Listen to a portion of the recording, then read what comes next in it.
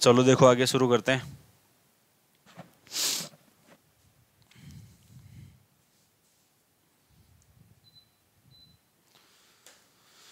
देखो स्टार्ट। तो शुरू करने से पहले सभी को नमस्कार और स्वागत है सभी का एक बार फिर से आपके अपने परिवार बीटा मैथ्स एकेडमी में। देखो हमने लास्ट क्लास में सर्कल वाला जो टॉपिक था वो हमने कंप्लीट कर लिया है। सर्कल के बाद में जो अपना नेक्स्ट टॉपिक बनता है 2 डायमेंशन थ्योरी में, उसका नाम है पैराबोला, परवलय। देखो परवलय अपन स्टार्ट करेंगे और अब जो टॉपिक अपन स्टार्ट करने वाले हैं ना, जो अब अपन 3 टॉपिक स्टार्ट करेंगे वो 2 डायमेंशन में थोड़े एडवांस लेवल के टॉपिक हैं। अगर आपके एग्जाम में 2 डायमेंशन थ्योरी के अगर बेसिक क्वेश्चन बनते हैं या फिर 2 डायमेंशन थ्योरी ज़्यादा आपके एग्जाम में टफ नहीं पूछी जाती है, तब तो आप जो शुरुआती के मैंने जो 3 टॉपिक कराए हैं आपको, पॉइंट हो गया, स्ट्रेट लाइन हो गया और थर्ड जो हमने अभी लास्ट कंप्लीट किया है सर्कल, वो 3 टॉपिक आपको अच्छे से करने हैं। अगर 2 डायमेंशन थ्योरी अगर आपके एग्जाम के सिलेबस में है, वो देख लेना, आपने सिलेबस वाइज अकॉर्डिंग देख लेना कि जो एग्जाम का लेवल है वो किस तरीके का है। अगर इजी लेवल का एग्जाम है तो आपको सर्कल तक देख के जाना है, सर्कल को भी देख लेना, लेकिन पॉइंट और स्ट्रेट लाइन तो कंफर्म जरूरी करना है। अगर थोड़ा एडवांस लेवल का जा रहे हो आप, सेकंड ग्रेड में जा रहे हो, फर्स्ट ग्रेड में जा रहे हो या फिर कॉलेज लेक्चरर में जा रहे हो, तो वहाँ पे 2 डायमेंशन थ्योरी का काफ़ी ज़्यादा इंपॉर्टेंट रोल रहता है। वो चाहे टीजीटी पीजीटी कोई भी एग्जाम की बात कर लें, पीजीटी में भी आपको 2 डायमेंशन थ्योरी का इंपॉर्टेंट यहाँ पे वेटेज रहता है। किसी भी एग्जाम की बात करो चाहे, वो होता ही है। अब अगर अपन पीजीटी लेवल की तैयारी करें या फिर थोड़ा हायर तैयारी करते हैं तो हमें थोड़ा एडवांस लेवल पढ़ना पड़ता है भाई। तो 2 डायमेंशन थ्योरी के जो 3 टॉपिक स्टार्टिंग के थे वो थे थोड़े बेसिक लेवल के, एकदम से नॉर्मल जो है 2 डायमेंशन थ्योरी का जो बेस था वो था। अब जो नेक्स्ट अपन 3 टॉपिक करेंगे, पहला पैराबोला आपका, सेकंड अपन एलिप्स पढ़ेंगे और थर्ड अपन पढ़ेंगे हाइपरबोला। कुल मिला के 2 डायमेंशन थ्योरी में 6 टॉपिक बनते हैं, 3 हमने कंप्लीट कर लिए। आगे के जो 3 है वो थोड़े एडवांस लेवल के हैं, वो अपन अब कंप्लीट करेंगे।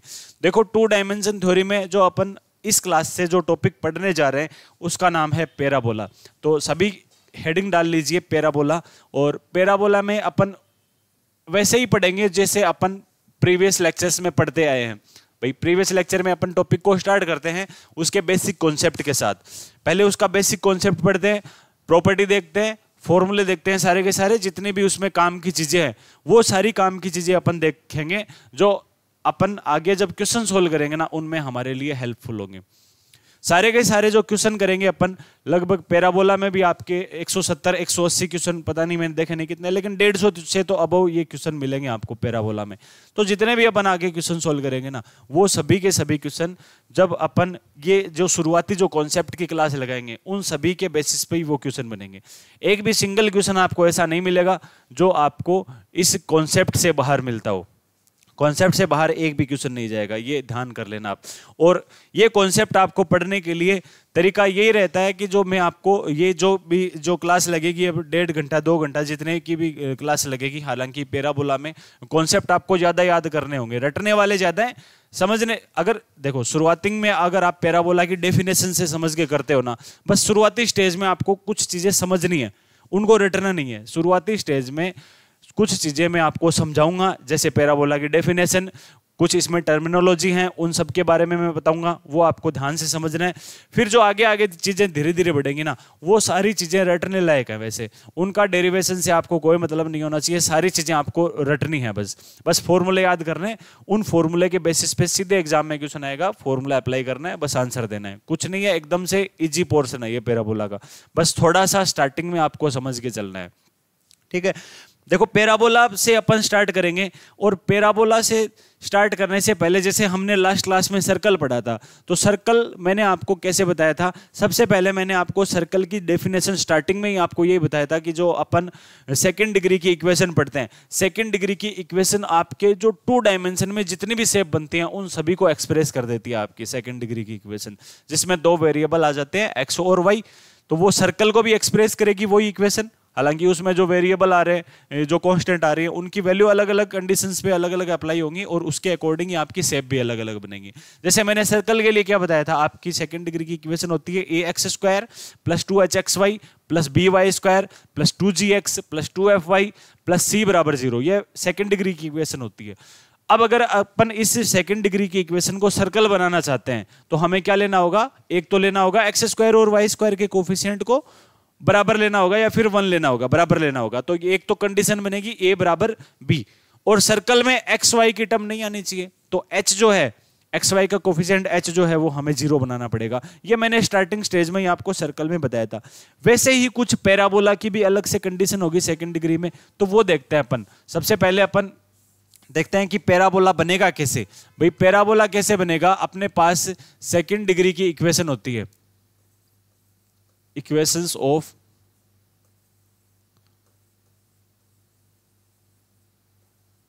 Second degree. सबसे पहले इक्वेशन बताओ मेरे को, इक्वेशन क्या होगी, a x square plus 2h x y plus b y square plus 2g x plus 2fy plus c equals to 0। ये मेरे पास इक्वेशन होती है। अब अगर इस इक्वेशन में मैं a बराबर b और h बराबर 0 पुट कर देता हूं तो मुझे सर्कल मिल जाता है। वो हमने प्रीवियस सेशंस में चर्चा कर ली है उसके बारे में खूब। अब हमें बनाना पैराबोला है, तो पैराबोला बनाने के लिए हम क्या करेंगे, सबसे पहले तो अपन करेंगे h स्क्वायर बराबर ए बी के होना चाहिए। सबसे पहली कंडीशन ये याद रखनी है। देखो क्वेश्चन एग्जाम में आएगा ना, वो बेसिक से ही क्वेश्चन आएंगे सारे के सारे क्वेश्चन। अगर आपका बेसिक मजबूत है ना, तभी आप अच्छे हार्ड लेवल की तैयारी कर सकते हो। सीधा ये नहीं है कि आपको डायरेक्ट में बताना शुरू कर दूं इंसेंट्रिसिटी का फॉर्मूला, डायरेक्ट में आपको डायरेक्ट्रिस का फॉर्मूला बताना शुरू कर दूं। वहां से आपको तब चल जाना है आपको वहां पे जब आप यहाँ पर बेसिक क्लियर करो। पहले ये चीजें आपको आनी चाहिए, फिर आगे खूब है पढ़ने के लिए, अपने पास बहुत सारा है, कुछ है वो बाद में पढ़ेंगे, ठीक है ना। तो सबसे पहले ये याद करो कि h स्क्वायर बराबर अगर ए बी होगा, अगर h स्क्वायर बराबर ए बी होगा तो आपका जो है ना ये h स्क्वायर बराबर ए बी होने पर ये जो है ना, ये सेकंड डिग्री का इक्वेशन किस में चेंज हो जाएगा, सेकंड डिग्री का इक्वेशन आपका चेंज हो जाएगा। सेकंड डिग्री का इक्वेशन आपके किस में, पैराबोला में चेंज हो जाएगा। रुकना एक मिनट।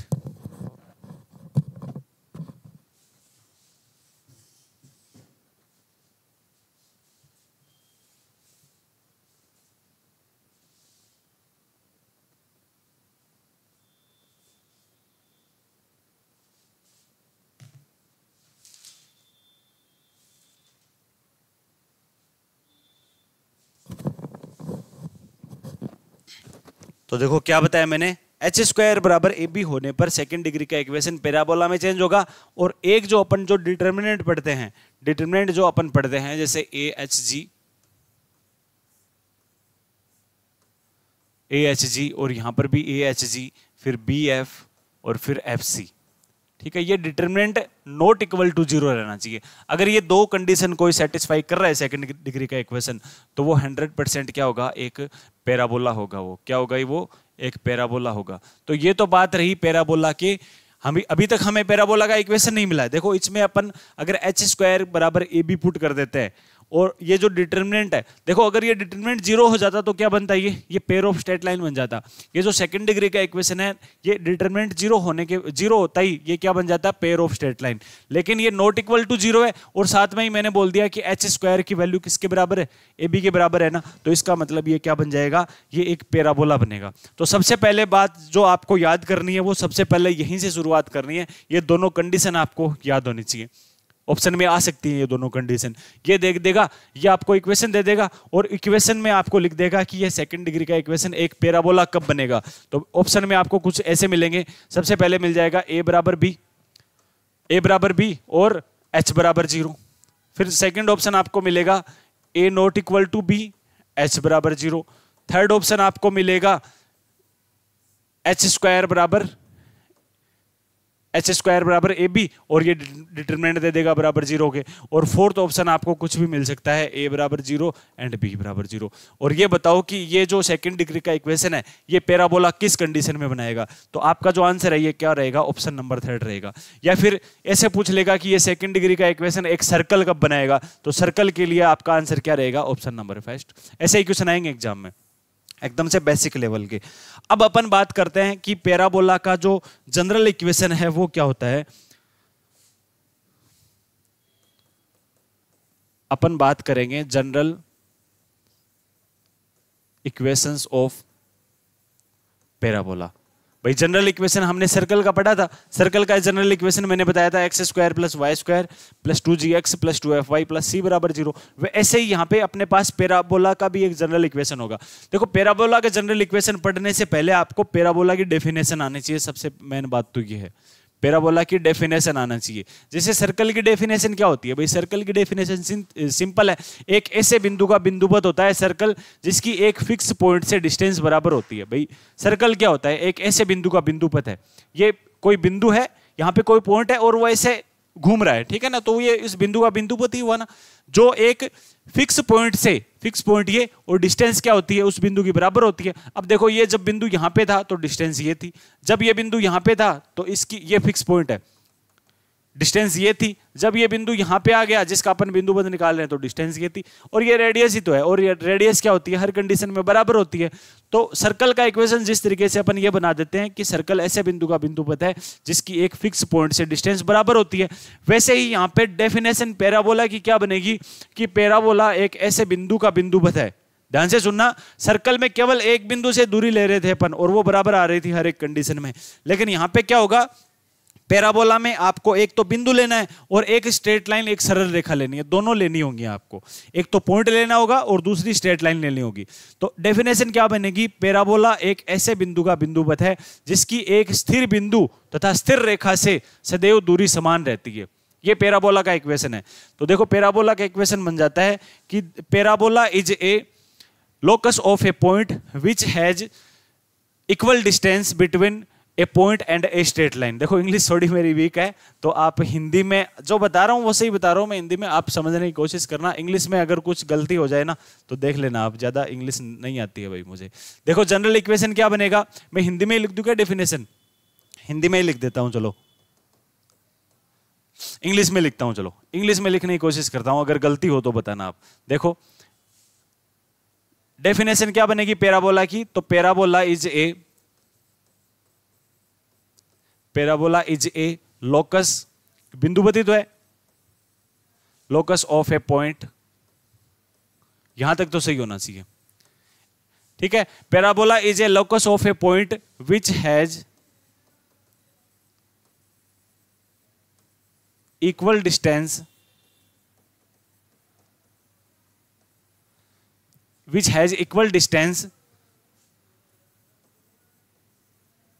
between a point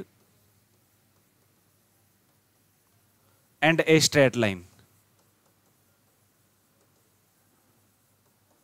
ये डेफिनेशन बनती है। इसका मतलब है कि पैराबोला एक ऐसे बिंदु का बिंदुपथ है जिसकी एक स्थिर बिंदु तथा एक स्थिर रेखा से दूरी जो है ना वो सदैव समान रहती है। तो देखो जैसे मेरे पास ये मेरे पास जो है लाइन है वो फिक्स लाइन है, क्योंकि हमें एक तो लेनी है लाइन को फिक्स करना है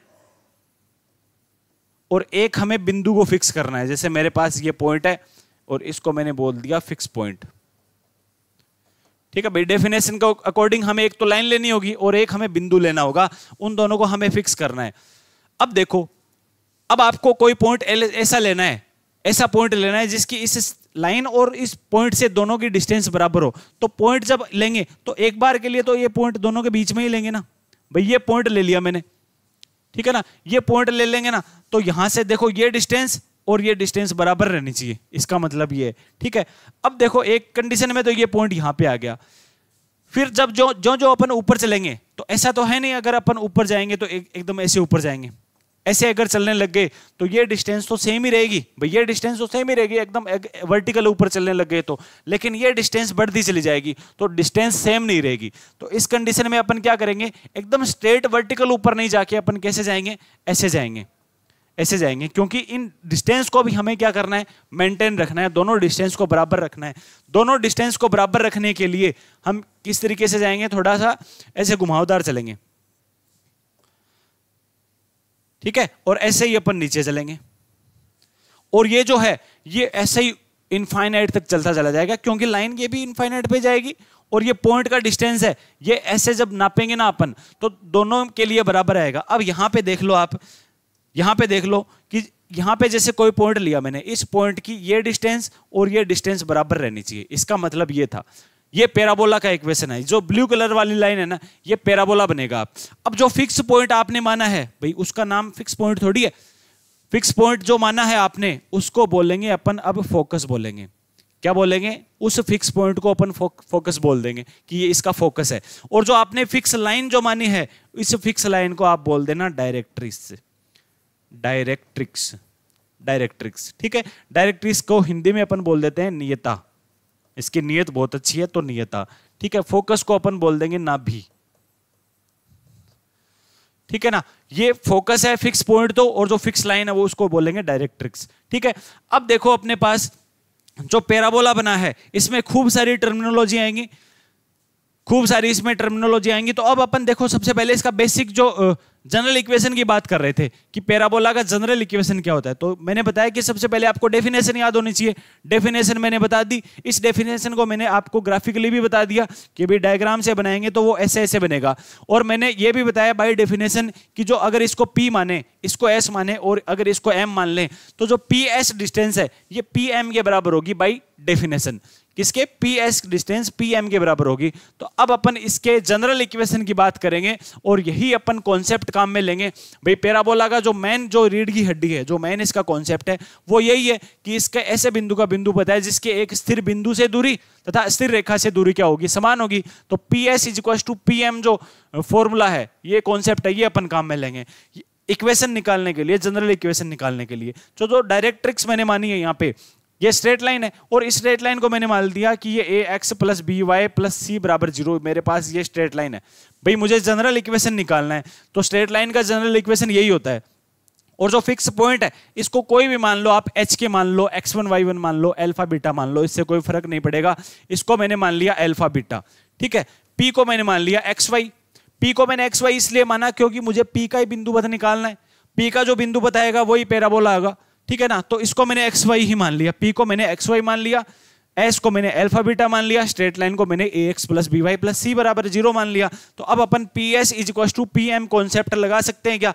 PS = PM कॉन्सेप्ट लगाने के लिए हम क्या करेंगे? देखो बाय डेफिनेशन PS = PM। अब PS कितना? PS तो आपका x - अल्फा + y - बीटा का स्क्वायर और ऊपर अंडर रूट। भाई PS कितना है? √x - अल्फा का होल स्क्वायर + y - बीटा का होल स्क्वायर। ये PS है मेरा।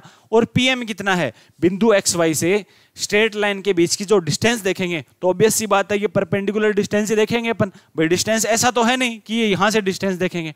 ये क्या डिस्टेंस हुई फिर? डिस्टेंस जब भी अपन देखते हैं पॉइंट और स्ट्रेट लाइन के बीच में हमेशा परपेंडिकुलर डिस्टेंस ही देखते हैं, ये अलग से मेंशन नहीं करेगा, ठीक है ना। परपेंडिकुलर डिस्टेंस ये आपको अंडरस्टूड मान के चलनी है।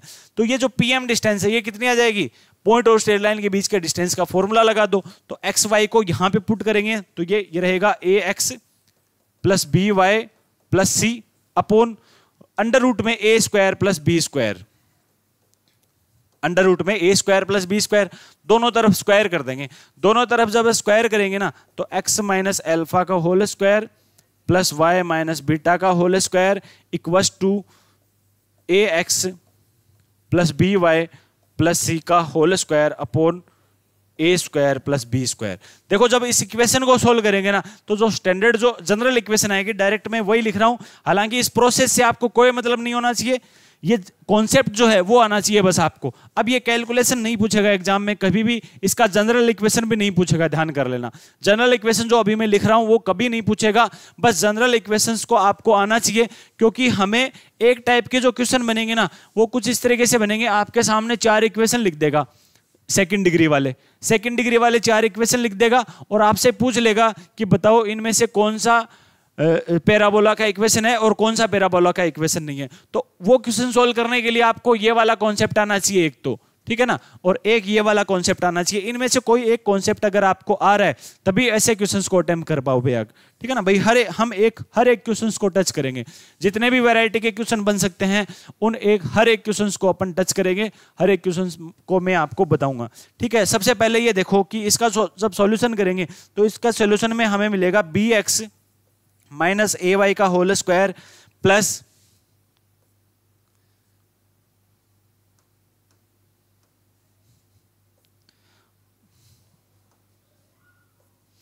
2gx +2fy प्लस सी बराबर 0। ये सी नहीं है, सी तो कॉन्सेप्ट कांस्टेंट आ गया ना यहाँ पे, तो जो जितने भी कांस्टेंट बनेंगे ना वो सब मिलके यहाँ पे आएंगे और उनको डी बोल देगा ये, तो d बराबर 0। ये जो है ना ये मेरे पास आ जाएगा इसका जनरल इक्वेशन, पैराबोला का जनरल इक्वेशन। ये पैराबोला का जनरल इक्वेशन है, रटना नहीं है बिल्कुल भी, बस ये इक्वेशन देखना है आपको। ये इक्वेशन कभी नहीं पूछेगा एग्जाम में, ऐसा क्वेश्चन नहीं आएगा कि बताओ पैराबोला का जनरल इक्वेशन क्या होता है, नहीं आएगा ऐसा क्वेश्चन। बस आपको ये आना चाहिए कि हाँ bx माइनस ay का होल स्क्वायर हो रहा है plus 2gx plus 2fy plus d बराबर 0। अब इस जनरल इक्वेशन से अपन क्या कंक्लूजन निकाल सकते हैं इसकी बात करेंगे।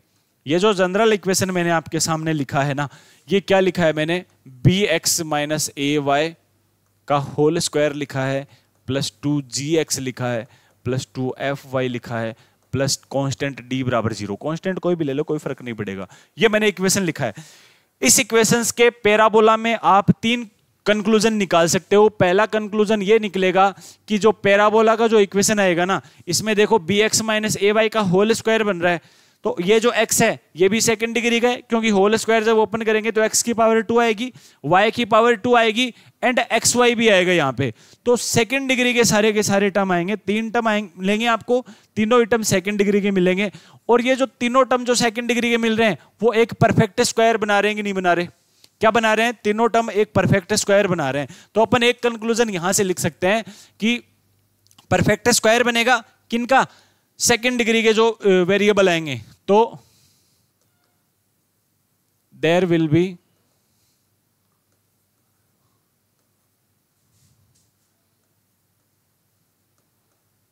Present perfect square of second degree variable, या फिर 2 डिग्री वेरिएबल कोई भी लिख लो। जो सेकंड डिग्री वाले वेरिएबल है ना उनका एक परफेक्ट स्क्वायर बनेगा, ये ध्यान रखना। सेकंड डिग्री के वेरिएबल ये तो है और ये परफेक्ट स्क्वायर बनाएंगे, होल स्क्वायर बनाएंगे, ठीक है। फिर सेकंड कंडीशन होगी इसमें, ये एक क्वाड्रेटिक इक्वेशन बनेगा, quadratic equation in second degree. ये क्या बन रहा है, एक, इसका मतलब हुआ ये कि 2 घात का पद तो होगा उसमें, कंफर्म होगा, 2 घात का पद उसमें कंफर्म होगा। अगर 2 घात का पद मिल रहा है तो वो क्वाड्रेटिक इक्वेशन है, किसमें, सेकंड डिग्री में। थर्ड इसमें आपको कंक्लूजन मिलेगा कि देखो ये तो बात कर ली हमने 2 घात की, सेकंड डिग्री में ये परफेक्ट स्क्वायर भी बन रहा है और सेकंड डिग्री में ये क्वाड्रेटिक इक्वेशन भी है। अब अपन बात करते हैं 1 डिग्री की। 1 डिग्री में क्या हो रहा है, तो 1 डिग्री में देखो ये हम कंक्लूजन निकाल सकते हैं कि एटलीस्ट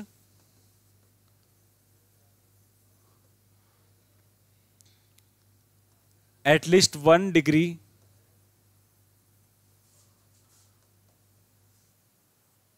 टर्म इज प्रेजेंट, कि कम से कम एक 1 डिग्री का वेरिएबल तो इसमें होगा ही होगा, या तो वो x का हो सकता है या फिर y का हो सकता है। क्योंकि जब देखो अपन परवलय का इक्वेशन जनरली ये लिख देते हैं, इस पे भी आएंगे, y square is equal to 4ax अपन लिख देते हैं, तो यहाँ पे y स्क्वायर का मतलब सेकंड डिग्री का इक्वेशन है। और सेकंड डिग्री में देखो परफेक्ट स्क्वायर है कि नहीं भाई, y स्क्वायर अपने आप में एक परफेक्ट स्क्वायर ही तो है, y का होल स्क्वायर हो रहा है ये, तो y स्क्वायर एक अपने आप में परफेक्ट स्क्वायर है और ये सेकंड डिग्री का है, तो पहले दोनों कंडीशन कंप्लीट है। फिर आपको मिल रहा है कि x की टर्म मतलब एटलीस्ट 1 डिग्री का कोई ना कोई एक टर्म तो आपको जरूर मिलेगा। ऐसा नहीं है कि इक्वेशन ये बन जाए y square is equal to 4, ये कभी भी परवलय नहीं बनेगा, है ना। तो एक तो मिलेगा आपको सेकंड डिग्री का वेरिएबल, एक मिलेगा आपको 1 डिग्री का वेरिएबल, ठीक है ना। तो ये तीनों कंडीशन जो भी इक्वेशन सेटिस्फाई करेंगी वो क्या बनेंगी, आपकी पैराबोला की इक्वेशन बनेंगी। अब देखो कुछ एग्जांपल लिखे हैं मैंने, एग्जांपल की 2 एग्जांपल बता देता हूं आपको, x square minus y square plus 2xy minus 5, क्योंकि ये आगे क्वेश्चन नहीं है इनसे रिलेटेड ज्यादा, क्या पता पूछ ले अगला। देखो एग्जांपल इसका बनता है एक, x square minus y square plus 2xy minus 5 बराबर 0। एक तो इक्वेशन ये लिखा है इसने, एक इक्वेशन लिखा है 4x स्क्वायर प्लस 3x, 2 ही ले लेते हैं चलो, 4x square plus 3x minus 5y क्या, plus 3x minus 5y plus 1 बराबर 0। ये दो इक्वेशन लिखे हैं इसने, और इन दोनों इक्वेशंस के बारे में बताना है मुझे कि पैराबोला है या नहीं। तो पहली इक्वेशन पैराबोला है क्या? पहली कंडीशन देखो, सेकंड डिग्री में आपका वेरिएबल परफेक्ट स्क्वायर मिलना चाहिए। तो देखो ये सेकंड डिग्री का, ये सेकंड डिग्री और ये सेकंड डिग्री, क्या ये तीनों मिला के, हाँ ठीक बात है, ये क्वाड्रेटिक इक्वेशन है, क्वाड्रेटिक इक्वेशन है ये। इसने सेकंड जो कंडीशन है वो फॉलो कर रहा है, ये ठीक बात है, क्वाड्रेटिक इक्वेशन है। लेकिन सेकंड डिग्री में क्या परफेक्ट स्क्वायर है क्या? ये तीनों टर्म मिला के आपको परफेक्ट स्क्वायर बनाना है। इसका मतलब ये था कि तीनों टर्म को मिला के आपको परफेक्ट स्क्वायर मिलना चाहिए। तो ये बन रहा है क्या भाई? X square plus y square होता प्लस 2xy है, तो ये x प्लस वाई का होल स्क्वायर बन जाता। लेकिन ऐसा कोई फॉर्मूला नहीं है जहां पे x square plus 2xy minus का वाई स्क्वायर हो। भाई प्लस वाले में भी प्लस का वाई स्क्वायर मिलेगा, माइनस वाले में भी प्लस का वाई स्क्वायर ही मिलेगा। तो ये सेकंड डिग्री में क्वाड्रेटिक इक्वेशन तो है लेकिन परफेक्ट स्क्वायर नहीं है, इसलिए ये पैराबोला का इक्वेशंस भी नहीं है। या फिर उससे देख लो, एच स्क्वायर बराबर ए बी हो रहा है क्या? एच स्क्वायर बराबर ए बी हो रहा है क्या? एच स्क्वायर करेंगे तो एच की वैल्यू कितनी है यहाँ पे? 2 नहीं है 1 है। एच की वैल्यू कितनी है? 1 ही है। एच की वैल्यू 1 है भाई यहाँ पे, क्योंकि अपने पास जनरल फॉर्मूला क्या होता है सेकंड डिग्री का? 2hxy होता है वहां पे। तो एच की वैल्यू 1 है।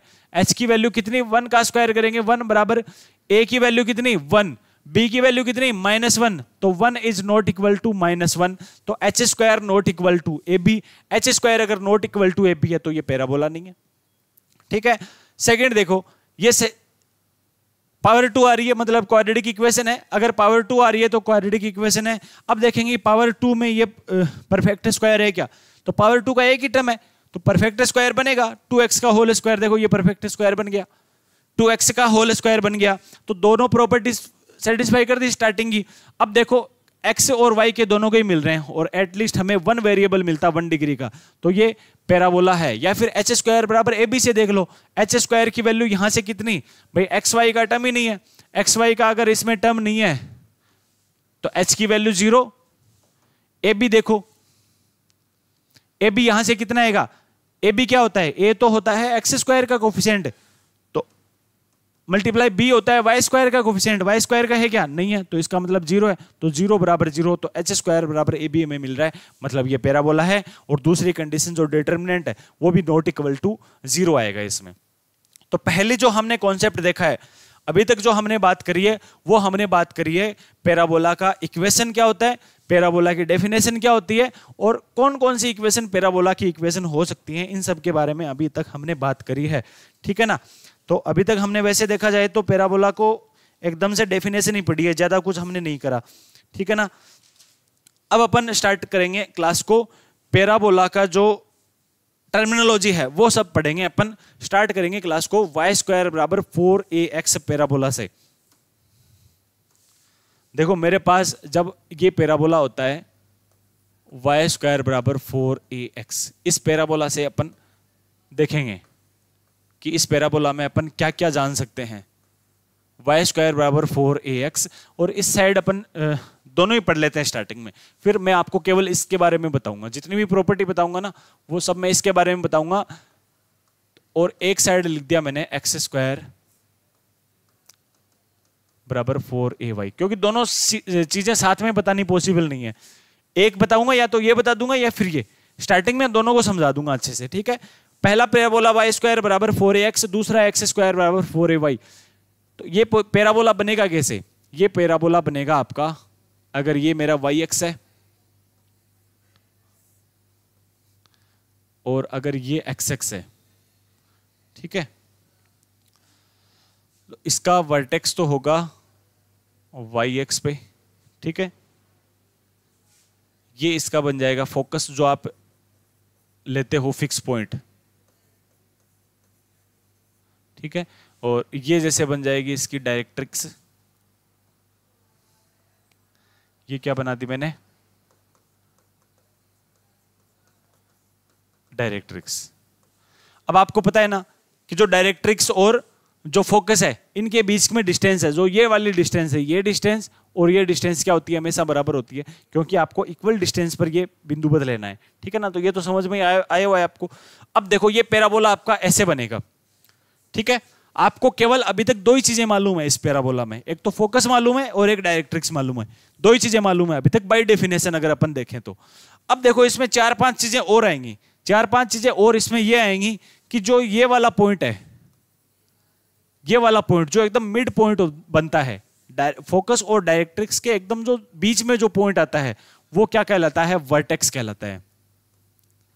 ये पॉइंट क्या होगा इसमें, ये होगा वर्टेक्स। ठीक है, ये फोकस हो गया ना भी आपकी। अगर ये जो लाइन है, देखो ये जो लाइन मैंने लिखी है, हालांकि ये इसमें एक्स एक्स है और ये वाई एक्स है, ये जो लाइन है ये क्या कहलाएगी, इसकी एक्स कहलाएगी। भाई जरूरी थोड़ी है पैराबोला हमेशा वाई स्क्वायर बराबर 4ax ही रहेगा। पैराबोला जैसे ये भी तो बन सकता है, अगर आपकी ये यहाँ पे वाई एक्स है यहाँ पे एक्स एक्स है, तो पैराबोला जैसे यहाँ पे भी तो बन सकता है ना, ऐसे बन जाए पैराबोला। तो क्या करोगे आप, तो ये x होगी, फिर तो ये x x से ऊपर और नीचे कहीं पे भी जा सकती है। हालांकि ये स्टैंडर्ड है अपने पास, स्टैंडर्ड में x x पे ही x होगी और y x पे ही x होगी इसमें, लेकिन इसको अपन x बोलेंगे अगर ये ऊपर नीचे हो जाता है तो। इसको क्या बोलेंगे, x, ये वर्टेक्स, ये डायरेक्ट्रिक्स। और अगर अपन इसके फोकस से अपन कोई लाइन खींच दें जो कि x के तो परपेंडिकुलर हो और डायरेक्ट्रिक्स के क्या हो, पैरेलल। देखो डायरेक्ट्रिक्स के ये लाइन पैरेलल है और x के क्या है, ये परपेंडिकुलर है। तो ऐसी लाइन को अपन बोल देते हैं लेटस रेक्टम। क्या बोल देते हैं,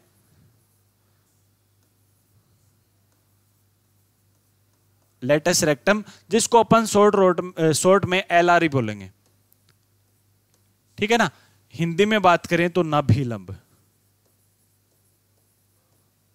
अब नाभिलंब के बारे में अपन 3 चीजें देखेंगे। एक तो नाभिलंब का इक्वेशन,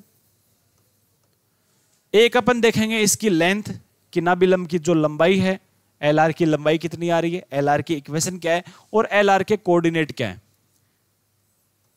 ये 3 चीजें अपन देखेंगे LR से। LR में अपन 3 चीजें देखेंगे, इक्वेशन, लेंथ और कोऑर्डिनेट। हम देखेंगे कि जो फोकस है इसके कोऑर्डिनेट क्या होंगे, भाई ये पॉइंट है इसके तो कोऑर्डिनेट होंगे। हम देखेंगे वर्टेक्स के कोऑर्डिनेट क्या होंगे, हम देखेंगे डायरेक्ट्रिक्स का इक्वेशन क्या होगा। कुल मिला के अपन 7 चीजें इसमें पढ़ना सीखेंगे। पहली चीज क्या हो गई, वर्टेक्स, दूसरी फोकस, तीसरी एक्स, चौथी डायरेक्ट्रिक्स और पांचवी में लेटस रेक्टम में 3 चीजें आ जाएंगी, इक्वेशन, लेंथ और कोऑर्डिनेट। तो कुल मिला के 6-7 चीजें हमें देखना जरूरी है इसमें। और सेम टू सेम अपन एक्स स्क्वायर बराबर 4ay में देखेंगे। तो सबसे पहले डायग्राम बना के बता देता हूं मैं कौन कौन सी चीजें कहां कहां पे हैं। हालांकि आपको ये चीज तो आती होगी, मैं ये उम्मीद करता हूं। जैसे ये एक्स एक्स है और ये वाई एक्स है, तो इसका जो डायग्राम है ये कुछ यू बनेगा, एक्स स्क्वायर बराबर 4ay का। ठीक है ना, ये डायग्राम ऐसे अगर बनेगा तो अगर इसका फोकस अपन यहाँ पे मानते हैं तो जितनी फोकस और ये डिस्टेंस है उतनी डायरेक्ट्रिक्स और इनके बीच में ये डिस्टेंस बनेगी। ठीक है, ये तो पता ही है। अब इसको अपन नाम दे देते हैं, ये क्या है, डायरेक्ट्रिक्स है ये फोकस हो ही गया है ना। और अगर फोकस से अपन ये पैरेलल लाइन खींच देते हैं किसके, इसके। अब देखो ये क्या होगा, अब ये उल्टा हो जाएगा भाई, ये वर्टेक्स हो गया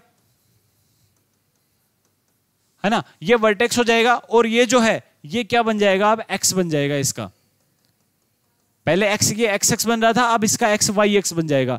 और अगर ये एक्स बन गया तो ये जो लाइन है वैसे क्या कहलाएगी, ये एक्स हो गया, ये डायरेक्ट्रिक्स हो गया, ये वर्टेक्स हो गया और ये बन जाएगा आपका LR। बस इतना ही तो था। LR में वैसे भी 3 चीजें बन जाएंगी। अब LR के कोऑर्डिनेट इसमें कौन कौन से बनेंगे, एक तो ये कोऑर्डिनेट है, एक ये कोऑर्डिनेट है, जहां पर ये पैराबोला को इंटरसेक्ट कर रहा है तो इसमें यहां पर ये कोऑर्डिनेट बन गए।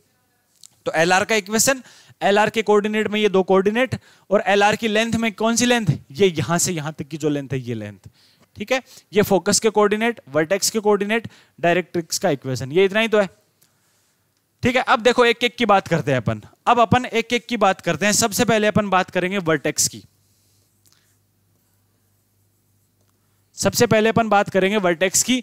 अगर आपका parabola standard y square is equal to 4ax है, standard parabola y square is equal to 4ax है, तो इसका वर्टेक्स क्या रहेगा, 0 0 ओरिजिन रहेगा। देखो मैंने वर्टेक्स यहीं पे बताया और यहाँ पे अगर ये x है, ये y x है, तो वर्टेक्स कहाँ है, 0 0 पे है। ठीक है, फिर बात करेंगे अपन एक्सिस पे।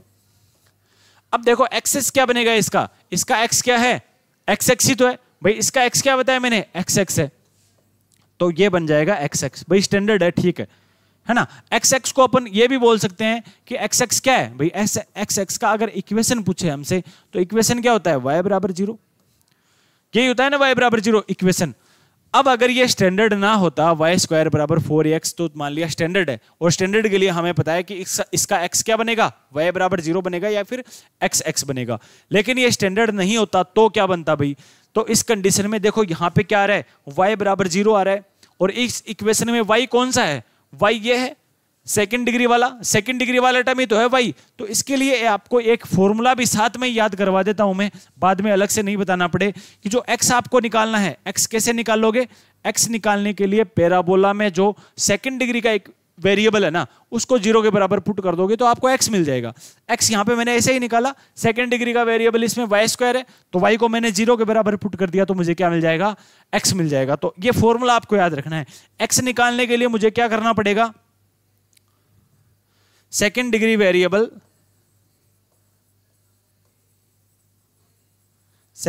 वेरिएबल बराबर 0, ये आपको x मिल जाएगा। देखो सेकेंड डिग्री वेरिएबल लिखा है मैंने, सेकेंड डिग्री आपको ये नहीं करना y स्क्वायर बराबर 0, ये नहीं करना, सेकेंड डिग्री वेरिएबल जो है, सेकेंड डिग्री वेरिएबल y है, इसको 0 के बराबर पुट कर दोगे तो x मिल जाएगा। ठीक है, ये वर्टेक्स हो गया, ये x हो गया। फिर बात करते हैं अपन डायरेक्ट्रिक्स की। चलो फोकस की बात कर लो पहले, फोकस या फिर नाभि। अब फोकस क्या है, एक बिंदु है, तो बिंदु है तो इसके कोऑर्डिनेट होंगे, तो इसके कोऑर्डिनेट कितने बनेंगे, इसके कोऑर्डिनेट बनेंगे a0। a क्या है यहाँ पे 4ax, a है यहाँ पे 4 का जो मल्टीप्लाई में आएगा ax के रूप में, ये a0। फोकस के बाद में अपन बात करते हैं डायरेक्ट्रिक्स की। इसका डायरेक्ट्रिक्स क्या बनेगा, इसका डायरेक्ट्रिक्स देखो ये है, इसका इक्वेशन क्या है, देखो अगर ये फोकस अगर इसका a0 पे है, भाई ध्यान से सुनना, अगर ये फोकस ये 0 0 है, अगर ये a0 पे है, मैंने बताया ये एकदम मिड पॉइंट पे होगा क्योंकि डिस्टेंस आपको बराबर रखनी है। तो अगर ये यहां से यहां तक a है तो ये माइनस a नहीं होगा क्या भाई, ये वाला कोऑर्डिनेट माइनस a होगा, तो इक्वेशन क्या बन जाएगी, ये y x की पैरेलल लाइन है, तो इसकी इक्वेशन बन जाएगी डायरेक्ट्रिक्स की x बराबर माइनस a। डायरेक्ट्रिक्स की इक्वेशन क्या बन गई, x बराबर माइनस a। अब इसका फॉर्मूला एक आपको याद रखना है, जैसे ये वाला फॉर्मूला आपको बताया था, इसका फॉर्मूला क्या है भाई, x बराबर माइनस a। x क्या है, x इसमें 1 डिग्री वाला वेरिएबल है भाई, 2 डिग्री वाले वेरिएबल को 0 के बराबर पुट किया तो मुझे क्या मिल जाएगा, x मिल जाएगा। अगर 1 डिग्री वाले वेरिएबल को मैं माइनस a के बराबर पुट कर दूं तो मुझे क्या मिल जाएगा, डायरेक्ट्रिक्स का इक्वेशन मिल जाएगा। तो यहां से फॉर्मूला याद कर लो आप, 1 डिग्री वेरिएबल बराबर माइनस ए आपको इक्वेशन में देखना है क्या बनेगा, 4ax के रूप में माइनस ए मिल जाएगा। तो देखो ये फॉर्मूला बन गया, फोकस हो गया, डायरेक्ट्रिक्स हो गया। अब क्या बचा अपने पास, अब अपने पास बचा है एलआर। तो एलआर की बात करते हैं अपन, लेटस रेक्टम। अब एलआर का सबसे पहले इक्वेशन, एलआर का इक्वेशन क्या बनना चाहिए भाई, एलआर आपका कहां से जा रहा है, फोकस से जा रहा है, फोकस के ऊपर क्या है, एक्स की वैल्यू a है, और ये वाई एक्स के अगर पैरेलल लाइन है तो क्या बन जाएगा इक्वेशन, x बराबर a ही बनेगा, ऑब्वियस सी बात है। x बराबर a क्या है, x बराबर a है आपका 1 degree variable is equal to a। अब देखो एक फॉर्मूला और हो गया, क्या बना, 1 degree variable 1 degree variable is equal to a है, ये तो बनेगा एलआर का इक्वेशन। और 1 degree variable is equal to minus a है, ये किसका बनेगा, ये डायरेक्ट्रिक्स का इक्वेशन बनेगा। तो ये डायरेक्ट्रिक्स x बराबर minus a, 1 degree variable is equal to minus a, और ये बन जाएगा एलआर। क्या बनेगा फॉर्मूला, x बराबर a, या फिर बोल दो 1 degree variable is equal to positive a। ठीक है, ये इक्वेशन हो गया। इक्वेशन के बाद में लेंथ इसकी क्या बनेगी भाई, इसकी लेंथ आपकी आएगी, लेंथ का ये फॉर्मूला याद करना आप, ये होगा 2 मल्टीप्लाई डिस्टेंस बिटवीन, देखो एलआर की जो यहां से लेके यहां तक की लेंथ है, अगर इसको पी नाम दे तो ये पीक्यू लेंथ आपको एलआर के लिए निकालनी होगी। तो पीक्यू लेंथ कैसे आएगी, इसकी पीक्यू लेंथ आएगी 2 multiply distance between directrix and focus. जो ये वाली डिस्टेंस है यहां से लेके यहां तक की जो डिस्टेंस है भाई, ये डिस्टेंस a है, तो ये पूरी डिस्टेंस क्या बन जाएगी 2a, और इस 2a को हमें 2 से मल्टीप्लाई करना है, तो एलआर का जो लेंथ है वो कितनी आएगी 4a इसमें। ठीक है, तो ये फॉर्मूला लिखो पहले, लेंथ बराबर एलआर की लेंथ क्या होगी, 2 मल्टीप्लाई डिस्टेंस बिटवीन, देखो मैं शॉर्ट फॉर्म में लिख रहा हूं, distance between directrix and focus and, अच्छा ये कोई बात नहीं है, नेक्स्ट में कर लेंगे, directrix and focus and directrix. ये फॉर्मूला आपको याद रखना है। एल आर की लेंथ का formula 2 multiply distance between focus and directrix. तो ये डिस्टेंस कितनी 2a, तो 2 multiply 2a is equal to 4a। ये 4a मेरे पास एल आर की लेंथ आ गई।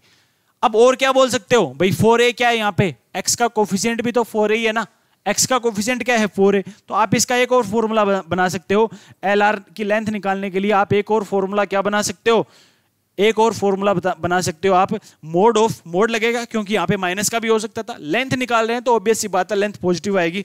तो इसका एक और फॉर्मूला आप यह बना सकते हो कि ये बनेगा mode of coefficient of x, coefficient of x. ये फॉर्मूला भी आप बना सकते हो एल आर की लेंथ का। इक्वेशन हो गई, लेंथ हो गई, अब क्या बचे, कोऑर्डिनेट बचे। कोऑर्डिनेट कौन से, एल आर पैराबोला को जहां पे इंटरसेक्ट कर रहा है, 2 पॉइंट पे करेगा, एक ऊपर और एक नीचे, उनके कोऑर्डिनेट निकालने हैं। तो कोऑर्डिनेट निकाल सकते हैं भाई, अगर ये डिस्टेंस a0 पे है तो ये क्या बनेगा, a बनेगा। इसमें x कोऑर्डिनेट क्या रहेगा, a। अगर x कोऑर्डिनेट a है तो y कोऑर्डिनेट देखो, y स्क्वायर बराबर बाई इक्वेशन देखो 4a मल्टीप्लाई ये 4a स्क्वायर, तो y कोऑर्डिनेट 2 आएंगे ना, एक तो प्लस का 2a और एक आएगा माइनस का 2a। तो प्लस का 2a आएगा, ये तो हो जाएगा ऊपर है ना, और माइनस का 2a आएगा वो हो जाएगा नीचे वाला ये, तो a माइनस 2a, ये कोऑर्डिनेट मिल गए a2a a माइनस 2a। ठीक है ना भाई, ऐसे आपको समझ के सारा कुछ करोगे ना तो कोई बड़ी बात नहीं है। अगर आपने ये फॉर्मूले रटने की कोशिश करी, जो मैंने फॉर्मूले यहाँ पे लिखे हैं डायरेक्ट बिना समझे बिना, भाई वैसे भी आपको रटने तो है ही। मैं ये नहीं बोल रहा कि फॉर्मूले आपको ये याद नहीं करने, फॉर्मूले याद करने रटने, तभी मैंने आपको लिखा है। लेकिन ऊपर वाला कॉन्सेप्ट बिना समझे बिना अगर आप ये फॉर्मूले रटोगे तो फिर कोई फायदा नहीं है, मत करना चाहिए इसको, इससे अच्छा है छोड़ ही देना। क्योंकि आप ओवर कॉन्फिडेंट के चक्कर में आप ये क्वेश्चन अटेम्प्ट करके आओगे कि हाँ भी मेरा सारा कुछ समझा हुआ है, मेरे फॉर्मूले सारे रटे हुए हैं, तो क्वेश्चन आप अटेम्प्ट करोगे और वो क्वेश्चन गलत होगा। अगर समझे बिना अगर रट रहे हो ना तो मत ही रटना, फिर समझ के कर रहे हो तो फिर आप इन फॉर्मूले सभी को आप रट लेना, आराम से याद हो जाएंगे, कोई भी इसमें डिफिकल्ट नहीं है। ठीक है, ये बात रही y square is equal to 4ax की। अब x square is equal to 4ay का डायग्राम अपन बना चुके हैं। तो डायग्राम अगर बना चुके हैं तो डायरेक्ट अपन ये मैं सारी चीजें बता दूंगा ये इसकी क्या क्या होंगी, है ना। नेक्स्ट पेज पे बता देता हूं, चलो डायग्राम फिर से नहीं बनाऊंगा। वर्टेक्स क्या रहेगा, देखो x अपन बात कर रहे हैं x स्क्वायर बराबर 4ay की बात कर रहे हैं। सबसे पहले वर्टेक्स लिखते हैं, तो वर्टेक्स इसका भी क्या होगा 0 0 होगा। वर्टेक्स के बाद में x की बात करते हैं। x के लिए फॉर्मूला क्या बताया था मैंने, x के लिए फॉर्मूला मैंने बताया था 2 डिग्री वेरिएबल को रखो 0 के बराबर, x मिल जाएगा। अब इसमें 2 डिग्री वेरिएबल कितना x है, तो इक्वेशन क्या बनेगा x बराबर 0, और x बराबर 0 क्या है आपकी yx है। ठीक है ना, ऐसे करना है समझ के। फिर आपको देखना है फोकस। अब फोकस के कोऑर्डिनेट वहां पे तो a0 होते थे, लेकिन यहां पे क्या होंगे कोऑर्डिनेट फोकस के 0a होंगे, ये ध्यान रखना, क्या होंगे 0a होंगे। ठीक है, फोकस के बाद में बात करते हैं अपन डायरेक्ट्रिक्स की। डायरेक्ट्रिक्स को क्या बताया था मैंने, डायरेक्ट्रिक्स को आपको मैंने बताया था, फॉर्मूला लिखो पहले, 1 degree variable is equal to -a। 1 degree variable is equal to -a तो डायरेक्ट्रिक्स का बताया, और 1 degree variable is equal to +a मैंने LR का इक्वेशन बताया था, याद रखना। तो 1 डिग्री वेरिएबल यहां पे कितना y, तो y बराबर -a बोल दो, या फिर y + a बराबर 0 बोल दो इसको, डायरेक्ट्रिक्स का इक्वेशन। ठीक है, फिर अपन नेक्स्ट बात करते हैं LR पे चले। LR का सबसे पहले इक्वेशन, LR का सबसे पहले अगर इक्वेशन लिखें तो इक्वेशन वही है 1 degree variable equal to +a, और 1 डिग्री वेरिएबल यहां पे क्या है y है, तो y बराबर +a बोल दो, या फिर y - a बराबर 0 बोल दो, LR का इक्वेशन। फिर अपन बात करते हैं LR की लेंथ की। LR का लेंथ के लिए फॉर्मूला क्या बताया था मैंने, LR की लेंथ का फॉर्मूला ये बताया था 2 multiply distance between focus and directrix. अब ये डिस्टेंस सेम ही है, यहां पे 2a ही है। अब 2a को 2 से मल्टीप्लाई करेंगे कितना आ जाएगा 4a आ जाएगा। ठीक बात है, ये फॉर्मूला तो सही है। एक और फॉर्मूला क्या बताया था मैंने, एक और फॉर्मूला बताया था कोफिशिएंट ऑफ 1 डिग्री वेरिएबल अब वहां पे शायद मैंने एक्स ही लिख दिया होगा, है ना। एक्स नहीं लिखना, आपको जो जनरल है रूप वो लिखना है। यहां पे लिखना है आपको कोफिशिएंट ऑफ 1 डिग्री वेरिएबल, क्योंकि यहां पे एक्स क्या है, 1 डिग्री वेरिएबल है, तो आपको 1 डिग्री वेरिएबल लिखना है, कोफिशिएंट ऑफ 1 डिग्री वेरिएबल, और ये मॉडल लगा देना। फिर कोफिशिएंट ऑफ, फॉर्मूला तो यही रहेगा भाई, एक्स अगर यहां पे लिख दोगे आप, परेटर टाइप फॉर्मूला एक्स लिख दोगे तो एक्स तो है ही नहीं यहाँ पे, तो फिर कोफिशिएंट कैसे बनाओगे, तो आपको 1 डिग्री वेरिएबल लिखना होगा यहाँ पे। कोफिशिएंट ऑफ 1 डिग्री वेरिएबल का अगर मोड लेओगे तो ये 4 है, क्योंकि यहाँ पे 1 डिग्री वेरिएबल कितना y है, y का कोफिशिएंट कितना 4 है, तो 4a का मोड लेंगे तो 4a आपके पास ये लेंथ आ जाएगी। एंड लास्ट में बचता है आपका कोऑर्डिनेट। कोऑर्डिनेट कैसे निकाल लोगे, कोऑर्डिनेट आपको निकालने के लिए देखो यहाँ पे जो प्रीवियस अपन ने जो बनाया था डायग्राम, वहां से देखते हैं। देखो कोऑर्डिनेट ये, अब फोकस इसका हमने क्या निकाला 0a, फोकस हमने क्या निकाला था 0a निकाला था ना, इसका मतलब y कोऑर्डिनेट तो a रहेगा इस पे भी और इस पे भी, तो y कोऑर्डिनेट मेरा हो गया a फिक्स है, y कोऑर्डिनेट a रहेगा। x कोऑर्डिनेट निकालना है तो कोई बात नहीं, फॉर्मूले में y की जगह a पुट कर दो, y की जगह a पुट कर दे तो x की बार एक तो वैल्यू आएगी प्लस की 2a और एक वैल्यू आएगी माइनस की 2a, तो ये कोऑर्डिनेट बन गए 2a a और माइनस 2a a, ठीक है ना। तो 2a a minus 2a a, ये देखो आपके स्टैंडर्ड जो पैराबोला है, y स्क्वायर बराबर 4ax और x स्क्वायर बराबर 4ay। कम से कम ये चीजें तो आपको आनी चाहिए, ये चीजें आपको आनी चाहिए। और इन के साथ साथ आपको ये जो है फॉर्मूले, जो मैंने ब्लू कलर वाले फॉर्मूले लिखे हैं, ये तो कम आने ही चाहिए आपको भी। ये ब्लू कलर वाले फॉर्मूले जितने भी लिखे हैं ना मैंने, ये आपको आने चाहिए अगर आपको पैराबोला का एकदम से बेसिक जो क्वेश्चन सोल्व करना है, उसके लिए ये चीजें कंफर्म आनी चाहिए।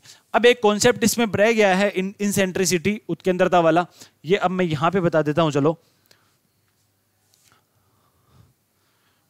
यहां पे कर लेते हैं। देखो इनसेंट्रिसिटी रह गया था, यहां पे कर लेते हैं।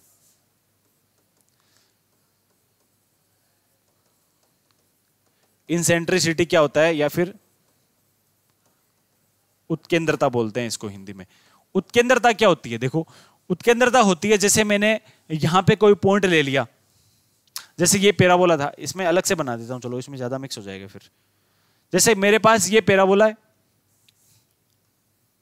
ठीक है, ये पैराबोला है, यहां पे इसका फिक्स पॉइंट लिया मैंने, और ये जो लाइन ली वो थी आपकी फिक्स लाइन, ठीक है ना। ये फिक्स लाइन थी और ये फिक्स पॉइंट था, फिक्स लाइन आपका फोकस हो गया, और फिक्स जो ये है क्या बोलते हैं इसको, स्ट्रेट लाइन, ये आपकी डायरेक्ट्रिक्स हो गई, ठीक है। अब देखो आपका जो पैराबोला है उसकी डेफिनेशन क्या बोलती है कि इस पैराबोला पर कहीं पर भी आप कोई पॉइंट लेते हो तो उस पॉइंट की फोकस से और स्ट्रेट लाइन से जो डिस्टेंस है वो हमेशा क्या रहेगी, बराबर रहेगी। तो मैंने मान लिया ये पॉइंट P है, फोकस को हमेशा आप S से डिनोट करोगे, और ये मैंने M मान लिया। तो इसका जो पैराबोला की डेफिनेशन है ये क्या बोलती है कि जो PS डिस्टेंस है ये PM के बराबर आएगी, ठीक है ना। तो यही आपकी इंसेंट्रिसिटी है। अगर आप ये डिस्टेंस का रेशियो निकालते हो, PS और PM का रेशियो निकालते हो, तो रेशियो क्या आएगा, PS अपॉन PM, ये तो है आपकी इंसेंट्रिसिटी, और ये रेशियो हमेशा क्या आएगा, 1 ही आएगा, क्योंकि दोनों डिस्टेंस बराबर है। लेकिन याद ये रखना, सबसे पहले आपको PS लेना है, ऊपर आपको PS लेना है, पॉइंट से डिस्टेंस लेनी है, डिनोमिनेटर में आपको स्ट्रेट लाइन से डिस्टेंस लेनी है। अब चूंकि ये दोनों बराबर हैं तो ये क्या आ जाएगा, ये इंसेंट्रिसिटी इसकी 1 आ जाएगी। इंसेंट्रिसिटी क्या रहेगी, पैराबोला में हमेशा अगर कोई पूछे तो 1 बतानी है। पैराबोला की इंसेंट्रिसिटी हमेशा क्या बतानी है, 1 बतानी है। ये सिंपल सी चीज है, और इसको अपन डिनोट कर देते हैं स्मॉल ई से। इंसेंट्रिसिटी को अपन डिनोट कर देते हैं स्मॉल ई से, और स्मॉल ई बराबर PS अपॉन PM और इक्वल्स टू 1, ठीक है ना। ये सारी PDF आपको मिल जाएंगी, कोई दिक्कत की बात नहीं है इनमें। तो ये अपन ने बात कर ली। अब नेक्स्ट देखो अपन बात करते हैं ये तो चलो हमने स्टैंडर्ड बात करी अभी तक। स्टैंडर्ड हमने बात करी कि y स्क्वायर बराबर 4ax आ जाए या फिर x स्क्वायर बराबर 4ay मेरे पास आ जाए। अगर पैराबोला अगर स्टैंडर्ड में ना आके अगर मेरे पास जैसे ये आ जाए, जैसे मैंने मान लिया वर्टेक्स मेरा वर्टेक्स, देखो पहले अपन कहाँ पे ले रहे थे, जैसे पैराबोला यहीं से जा रहा था, है ना, तो वर्टेक्स मेरा यहीं पे था, कहाँ पे, ओरिजिन पे था वर्टेक्स। लेकिन मान लिया मैंने कि ये जो वर्टेक्स है ओरिजिन पे नहीं है, वर्टेक्स जैसे ये यहाँ पे हो गया, ये पैराबोला कुछ यू बन गया अब, ठीक है ना। तो वर्टेक्स इसका अब क्या पे है, यहां पे, इसको मैंने मान लिया एच के। भाई एच के अगर वर्टेक्स इसका शिफ्ट हो जाएगा, भाई अपने पास जो कोऑर्डिनेट सिस्टम है, इस कोऑर्डिनेट सिस्टम में अगर आप ओरिजिन को ही शिफ्ट कर देते हो कहीं उठा के, तो एक्स एक्स भी शिफ्ट हो जाएगा, वाई एक्स भी शिफ्ट हो जाएगा, और जितने भी कोऑर्डिनेट उसमें पहले से वो सारे कोऑर्डिनेट क्या हो जाएंगे, चेंज हो जाएंगे। तो अब अपना वर्टेक्स ही चेंज हो गया, तो इसका वर्टेक्स चेंज होने पे क्या होगा, फोकस भी देखो इसका यहां पे आ जाएगा, इसकी डायरेक्ट्रिक्स भी यहां पे आ जाएगी, इसका एलआर भी यहां पे आ जाएगा, इसके कोऑर्डिनेट एलआर के ये यहां पे आ जाएंगे, सारा सिस्टम ही चेंज हो गया। सारा अगर सिस्टम चेंज हो जाएगा तो इक्वेशन में जो अभी तक हमें प्रीवियस जो लिखा था पेज में वो तो चेंज हो गया फिर, लेकिन ऐसे कैसे चेंज हो जाएगा अपन वहीं से देख लेंगे कि जो चेंज होगा वो किस तरीके से होगा। तो देखो जैसे एच के है, इसका जो वर्टेक्स है वो एच के पे शिफ्ट हो गया, तो इक्वेशन क्या बनेगा, y माइनस के का होल स्क्वायर बराबर 4a x माइनस एच, ठीक है ना। ये मैंने फॉर्मूला लिखा है y square is equal to 4ax category वाला पैराबोला है। ये कौन सा है, y square is equal to 4ax category वाला फॉर्मूला ये बनेगा। और जैसे अगर x स्क्वायर की बात करें अपन, x स्क्वायर बराबर 4ay की, तो ये बनेगा x माइनस एच का होल स्क्वायर बराबर 4ay माइनस के, ठीक है ना। अब इनकी बात करते हैं कि इनमें वर्टेक्स कैसे आएगा, सारी चीजें देखेंगे जो हमने प्रीवियस जो देखी थी, ठीक है ना। तो सबसे पहले वर्टेक्स, अब गौर से सुन लेना, ये सारी चीजें वही रहेंगी सेम टू सेम। वर्टेक्स इसका क्या होगा भाई, वर्टेक्स हमने कैसे निकाला था, ऐसे ही नहीं निकाला, ये 0 0 मैंने ऐसे ही नहीं लिखा आंख बंद करके, ये 0 0 मैंने लिखा है कि जो इसका जो सेकंड डिग्री का जो टर्म आ रहा है इसको भी 0 के बराबर, और 1 डिग्री का टर्म आ रहा है उसको भी 0 के बराबर, तब ये हमें x बराबर 0 और y बराबर 0 मिला। अब यहाँ पे सेकंड डिग्री का टर्म क्या है, y माइनस के की पावर 2 आ रही है ना, तो सेकंड डिग्री का टर्म यही होगा y माइनस के, तो इसको भी 0 के बराबर पुट करो, y माइनस के बराबर 0 करेंगे तो y बराबर के, x माइनस एच बराबर 0 पुट करेंगे तो x बराबर h। तो ये h के हमें वर्टेक्स ऐसे मिलेगा, h के हमें वर्टेक्स कैसे मिलेगा, ये ऐसे मिलेगा, ठीक है।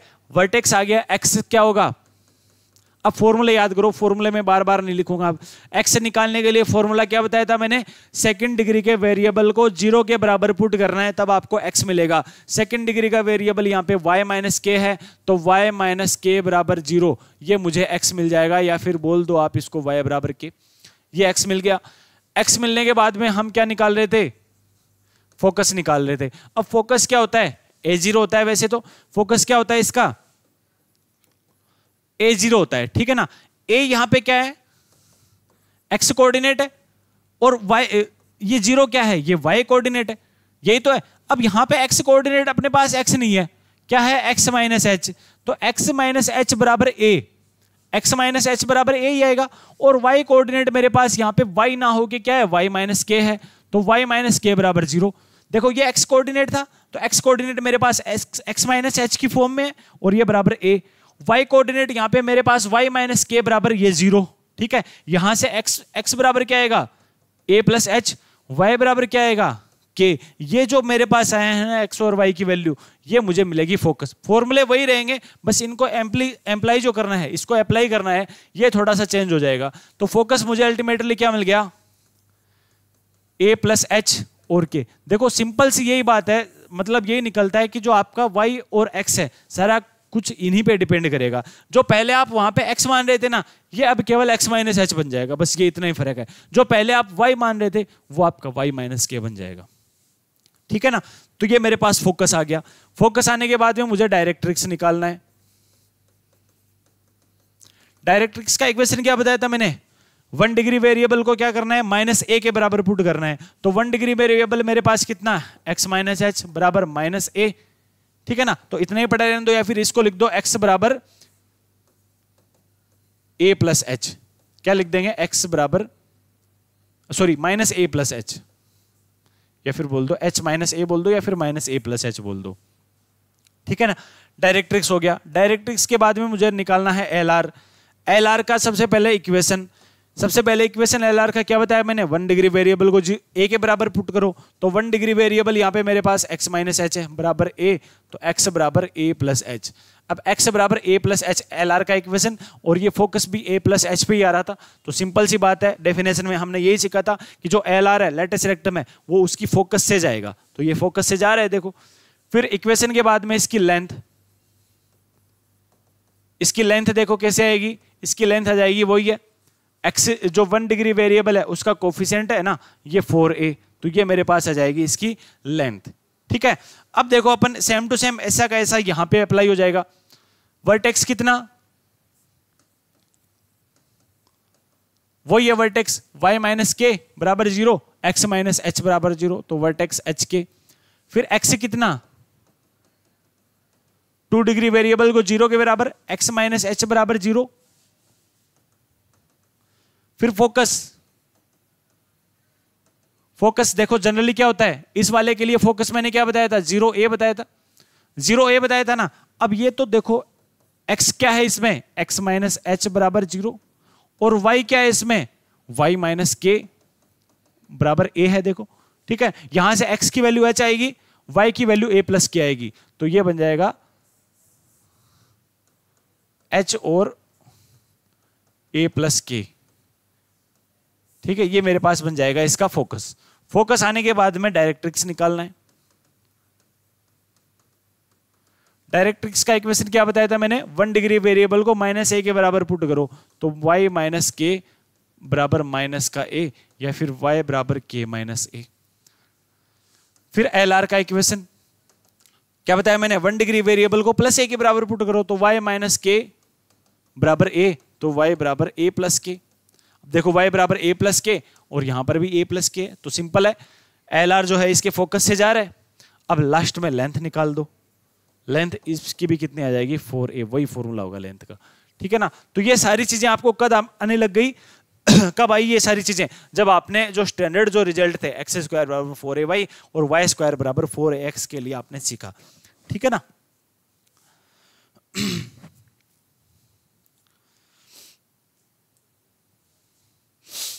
अब देखो एक एग्जांपल आपको बता देता हूं मैं।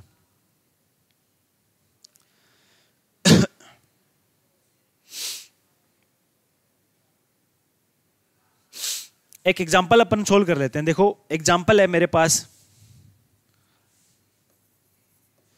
क्योंकि ये चीजें सभी करोगे जब एग्जाम, ये बाद में साफ हो जाएंगे जब अपन क्वेश्चन सोल्व करेंगे ना, तब तक भूल जाओगे आप। एक एग्जांपल यहीं पे सोल्व करके बता देंगे ऑन में, तो सारी चीजें आपको याद हो जाएंगी यहीं पे।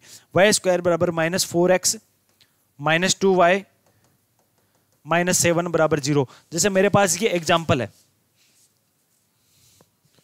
इसका मुझे क्या करना है, सबसे पहले ये बताओ कि ये पैराबोला है कि नहीं। तो पैराबोला है ये, y देखो y की स्क्वायर आ रही है, तो मतलब ये क्वाड्रेटिक इक्वेशन भी है सेकंड डिग्री में, और जो परफेक्ट स्क्वायर है ये भी बन रहा है, और एटलीस्ट जो आपकी 1 वेरिएबल है टर्म x और y उसकी भी आ रही है मेरे पास। तो ये क्या है मेरे पास, ये एक पैराबोला का इक्वेशन है। तो इसका सबसे पहले क्या करना है, वर्टेक्स निकालना है। लेकिन डायरेक्ट अपन वर्टेक्स नहीं निकाल पाएंगे, सबसे पहले आपको क्या करना है कि इसके जो ये y स्क्वायर और y की टर्म आ रही है, इनको परफेक्ट स्क्वायर में बनाना होगा। y स्क्वायर और y की टर्म को आपको परफेक्ट स्क्वायर में बनाना होगा। तो y स्क्वायर है यहाँ पे माइनस का 2y है, तो ये y माइनस 1 का होल स्क्वायर ही बन सकता है। अगर माइनस का 2y आपको होल स्क्वायर में लेना है, तो ये y माइनस 1 के अलावा किसी का होल स्क्वायर ये नहीं बन सकता, तो y माइनस 1 का होल स्क्वायर बनेगा। ठीक है, ये 4x इस साइड ले जाओ, और 7 भी इस साइड ले जाओ। ठीक है ना। तो ये देखो यहाँ पे हमने एक्स्ट्रा क्या किया, y माइनस 2y था, यहाँ पे हमने इसको y माइनस 1 का होल स्क्वायर बना दिया। हमने एक्स्ट्रा क्या किया है, इसमें जो प्लस का 1 है ये हमने किया है, तो +1 यहाँ पे भी कर दो। ठीक है ना, तो ये बन जाएगा y माइनस 1 का होल स्क्वायर बराबर यहाँ से 8 बनेगा, और 4 आ जाएगा कॉमन, तो x प्लस 2 क्या, ये मेरे पास एक स्टैंडर्ड रिजल्ट बन जाएगा इस वाले तरीके से। ठीक है ना, ये सेम ही तो आप देखो, y माइनस 1 का होल स्क्वायर बराबर 4x प्लस 2। अब यहाँ पे a की वैल्यू कितनी है भाई, 4a आता है स्टैंडर्ड में, तो यहाँ पे 4a कुछ नहीं आ रहा, तो a की वैल्यू कितनी, 1। a की वैल्यू 1 है मेरे पास यहाँ से। अब सारा कुछ निकाल के दे दो जो ये पूछ रहा है। वर्टेक्स क्या बनेगा, वर्टेक्स बनेगा x प्लस 2 बराबर 0, तो x की वैल्यू -2, y माइनस 1 बराबर 0, तो y की वैल्यू +1। ये मेरे पास वर्टेक्स आ गया। x कैसे आएगा, सेकंड डिग्री के वेरिएबल को 0 के बराबर, तो y माइनस 1 बराबर 0, ये x है मेरा। फिर फोकस निकालना है, तो फोकस इसका क्या होता है, वाई स्क्वायर बराबर 4ax वाला टर्म है, ये पैराबोला है, तो इसका फोकस होता है जनरली ए जीरो होता है। क्या होता है, ए जीरो। अब यहाँ पे ए की वैल्यू 1 है, तो ये क्या होगा, 1 0 होगा। ठीक है, 1 की वैल्यू यहाँ पे देखो क्या है मेरे पास, 1 की वैल्यू x + 2 है, तो x + 2 बराबर 1 एंड y की वैल्यू y - 1 है, तो x + 2 बराबर 1, तो x बराबर मेरे पास क्या है, -1, y - 1 बराबर 0, तो y बराबर क्या है, 1। अब x बराबर -1 और y बराबर 1, ये क्या है, मेरा फोकस है।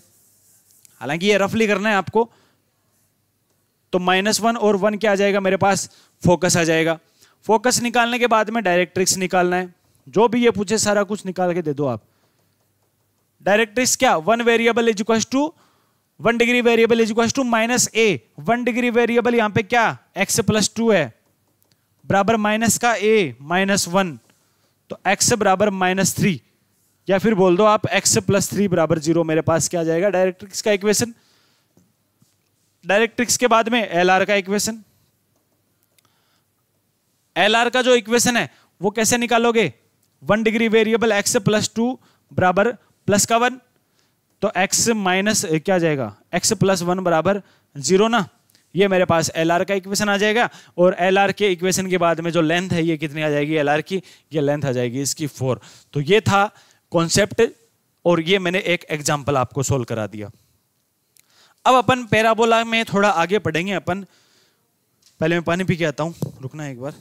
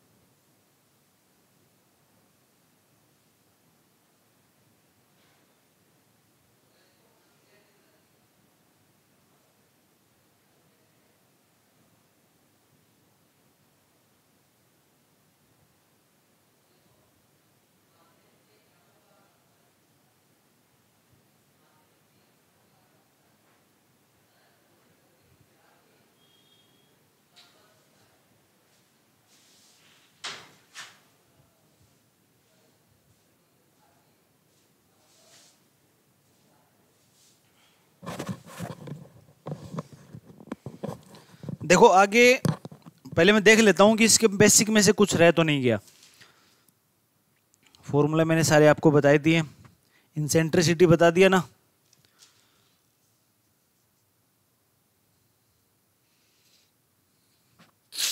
देखो बेसिक जो था पैराबोला का डेफिनेशन से लेकर अभी तक जो मैंने पढ़ा है वो सारा मैंने अच्छे से आपको क्लियर कर दिया। अब अपन बात करते हैं इसमें नेक्स्ट कॉन्सेप्ट की। अपन पैराबोला का एक पैरामेट्रिक इक्वेशन पढ़ते हैं, पैरामेट्रिक इक्वेशंस ऑफ पैराबोला। तो देखो पैराबोला के पैरामेट्रिक इक्वेशन हिंदी में अगर बात करें तो इसको प्राचल समीकरण बोल देते हैं। प्राचल समीकरण क्या होता है पैराबोला के लिए? देखो प्राचल समीकरण जैसे पैरामेट्रिक होता है ना, उसमें x और y जो है वो अलग अलग किसी फंक्शन में डिफाइंड होते हैं। तो यहाँ पे अपन बात जब करते हैं y स्क्वायर बराबर 4ax पैराबोला की, कौन से की? अगर अपन y स्क्वायर बराबर 4ax पैराबोला की बात करते हैं तो इसके लिए पैरामेट्रिक इक्वेशन अलग होगा। और अगर अपन x स्क्वायर बराबर 4ay पैराबोला की बात करते हैं तो इसके लिए पैरामेट्रिक इक्वेशन अलग होगा। अब पैरामेट्रिक इक्वेशन क्या बोलता है? x को अलग से डिफाइंड करो, y को अलग से डिफाइंड करो। तो y स्क्वायर बराबर 4ax के लिए x बराबर होगा at स्क्वायर, और y बराबर 4ax के लिए y बराबर होगा 2at। ठीक है ना? एक बार जो बता रहा हूं वो देखो, इसमें क्या होगा? x बराबर और y बराबर क्या होगा? अब देखो दोनों में क्या हो जाएगा? उल्टा हो जाएगा। आप केवल इसका याद रखो, केवल एक याद रखो, आप दूसरे में उल्टा कर दो। दोनों अगर याद रखोगे तो कंफ्यूजन होगा। आप केवल एक ये वाला के लिए याद रखो, ये वाला क्या हो जाएगा? इससे उल्टा हो जाएगा। अब यहाँ पे x बराबर 80 स्क्वायर आ रहा था, y बराबर 280 आ रहा था। यहाँ पे उल्टा मतलब x बराबर तो 280 आ जाएगा जो इसमें y में आ रहा था, और y बराबर 80 स्क्वायर हो जाएगा जो इसमें x में आ रहा था। ठीक है ना? इसका मतलब अगर दोनों याद रखोगे ना तो कंफ्यूजन होगा। केवल इस वाले में जो फॉर्मूले बता रहा हूं ना, इस वाले पैराबोला में याद रखो। अब केवल जो फॉर्मूले में बता रहा हूं ना वो फॉर्मूले आप y स्क्वायर बराबर 4ax के लिए याद रखो। बाकी सारे x स्क्वायर बराबर 4ay वाले है ना, इसके सेम टू सेम ही इस तरीके से आपको याद हो जाएंगे। ठीक है?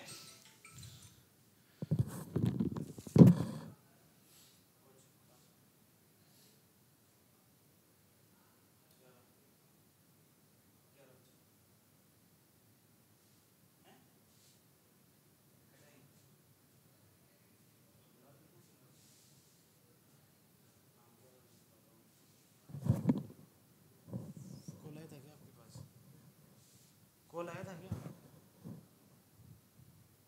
11 बजे बता लेना।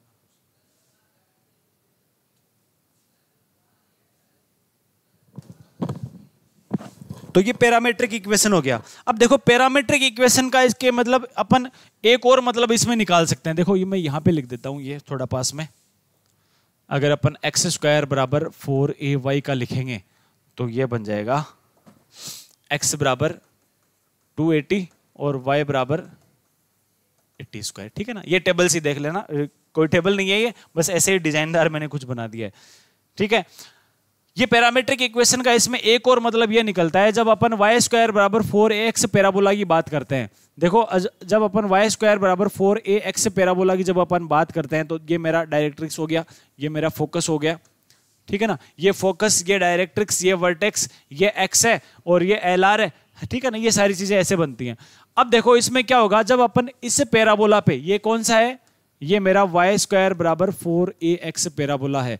अगर मुझे जरूरत पड़े कि y स्क्वायर बराबर 4ax पैराबोला पर मुझे कोई बिंदु P मानना है, P यहाँ पे मानना है, Q यहाँ पे मानना है, R यहाँ पे आना है, कहीं पे भी इस पैराबोला पर कहीं पे भी अगर मुझे कोई पॉइंट मानना है तो उस पॉइंट के कोऑर्डिनेट में कैसे मानूंगा? इसी फॉर्म में मानने पड़ेंगे। अब मुझे 80 स्क्वायर 280 मानूंगा मैं अगर मुझे जरूरत पड़ती है तो। अगर मैं Q पे मान रहा हूं तो आप ऐसा करो 8t2 स्क्वायर 2t2 मान लो, ये t1 कर दो यहाँ पे, और R अगर मानना पड़े आपको तो 8t3 स्क्वायर 2t3 मान लो। लेकिन ये जो फॉर्मेट है ना ये यही रहेगा 80 स्क्वायर 280, y स्क्वायर बराबर 4ax के लिए। अगर ये इसके लिए मानना पड़े तो क्या मानेंगे? 280 80 स्क्वायर। ठीक है ना? ये अपन अगर हमें जरूरत पड़ेगी पॉइंट मानने के लिए तो अपन ये पॉइंट कुछ इस तरीके से मानेंगे। ये चीज याद रखना। बस पैरामेट्रिक इक्वेशन में इतना ही रोल है। पैरामेट्रिक इक्वेशन का बस इतना ही रोल है इसमें कि जब आपको पॉइंट मानना हो ना तो वो आपको इस तरीके से मानने हैं। चलो मान लिया अगर ये फॉर्म ना आए, हाँ दो फॉर्म लिखाई मैंने, y स्क्वायर बराबर ax लिखाई है एक, तो एक फॉर्म y स्क्वायर बराबर 4ax लिखाई है, और दूसरी मैंने फॉर्म ये लिखाई थी आपको y माइनस के का होल स्क्वायर बराबर 4ax माइनस h, ये लिखाया था ना मैंने। अगर चलो मान लिया ये फॉर्म आ जाती है तो इस फॉर्म में आप x को क्या मानोगे? भाई जनरल तो यही है, ये वाली फॉर्म तो इससे ही है ये, ठीक है ना। तो इसमें h और k 0 है, h और k 0 0 है इसमें, और h और k इसमें 0 0 नहीं है। तो ये x बराबर अब आपको क्या मानना है, अब क्या होगा, वही होगा। x यहाँ पे आपको 80 स्क्वायर मान रहे थे, अब यहाँ पे x की जगह x माइनस h है, तो ये बस ये बन जाएगा x माइनस h बराबर 80 स्क्वायर। देखिए लो सिंपल ही है, तो x बराबर h प्लस 80 स्क्वायर। भाई सिंपल ही है, मैंने क्या बताया, यहाँ पे x ले रहे हो ना, तो यहाँ पे x की जगह x माइनस h लेना है, और सारा फॉर्मूला वैसे के वैसे ही। यहाँ पे y ले रहे थे, यहाँ पे y की जगह y माइनस k लेना है, ठीक है ना। और ये बन जाएगा y माइनस k बराबर 280 और y बराबर k प्लस 280। अगर इसके लिए बात करें तो x माइनस h का होल स्क्वायर बराबर 4a और y माइनस k, क्या, ठीक है ना। तो यहां पे क्या मान रहे थे आप, x माइनस h की जगह क्या मान रहे थे 280, तो x बराबर h प्लस 280। और यहां पे y बराबर क्या मान रहे थे 80 स्क्वायर मान रहे थे, लेकिन y की जगह y माइनस k है, तो ये बन जाएगा y माइनस k, तो y बराबर k प्लस 80 स्क्वायर। देखो इनको रटना बिल्कुल भी नहीं है, केवल आपको ये याद रखना है बस। ये इस पूरे पेज में जो भी मैंने लिखा है ना, इसमें केवल आपको ये याद रखना है, x बराबर 80 स्क्वायर, y बराबर 280। इससे आपको इसका याद हो जाएगा उल्टा करने पर, और इससे आपको ये याद हो जाएगा, और इससे ये याद हो जाएगा, ठीक है ना। तो जितना हो सके कम रटने की कोशिश करो, ज्यादा से ज्यादा समझने की कोशिश करो। भाई ये रटना है तो इसमें क्या डेरिवेशन बताऊं मैं, ये कहां से आया 80 स्क्वायर 280, इसका कोई मतलब नहीं है डेरिवेशन बताने से, केवल ये इतना रटना है। ये रटने के बाद में ये इससे उल्टा हो जाएगा, और इससे ये आ जाएगा, इससे ये आ जाएगा। ये आपका पैरामीट्रिक इक्वेशन। अब पैरामीट्रिक इक्वेशन के बाद में अपन देखो एक एग्जांपल अपन सोल्व करते हैं। अब दो क्वेश्चन सोल्व करेंगे अपन। देखो क्वेश्चन इसमें बनते हैं कि आपको पैरामीट्रिक जो है पैराबोला है, सॉरी, टू फाइंड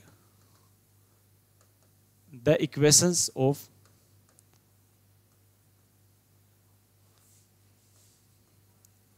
पैराबोला। हमें पैराबोला का इक्वेशन निकालना है, to find the equations of parabola to given. अब अपने पास गिवन क्या है, एक तो फोकस है, focus and, to given focus and directrix. मेरे पास दो चीजें गिवन होंगी क्वेश्चन में, एक तो मेरे पास फोकस गिवन होगा, और सेकंड थिंग मेरे पास इसके डायरेक्ट्रिक्स गिवन होगा। इन दोनों चीजें गिवन होने की कंडीशन में मुझे पैराबोला का इक्वेशन अगर निकालना पूछे तो कैसे निकालेंगे। ये दो तरीके से क्वेश्चन बनेंगे। तो पहला तरीका इसमें बनेगा जब फोकस और डायरेक्ट्रिक्स या तो एक्स एक्स पे हो या फिर वाई एक्स पे, जैसे अपने पास स्टैंडर्ड होता है। स्टैंडर्ड क्या होता है, वाई स्क्वायर बराबर 4ax होता है और एक्स स्क्वायर बराबर 4ay होता है। उसमें क्या होता है कि जो डायरेक्ट्रिक्स और फोकस है वो दोनों एक एक्स एक्स पे होते हैं, या तो वो एक्स एक्स पे होंगी या फिर वो वाई एक्स पे होंगी। तो अपन मान लेंगे व्हेन, पहली कंडीशन अपन मान लेंगे व्हेन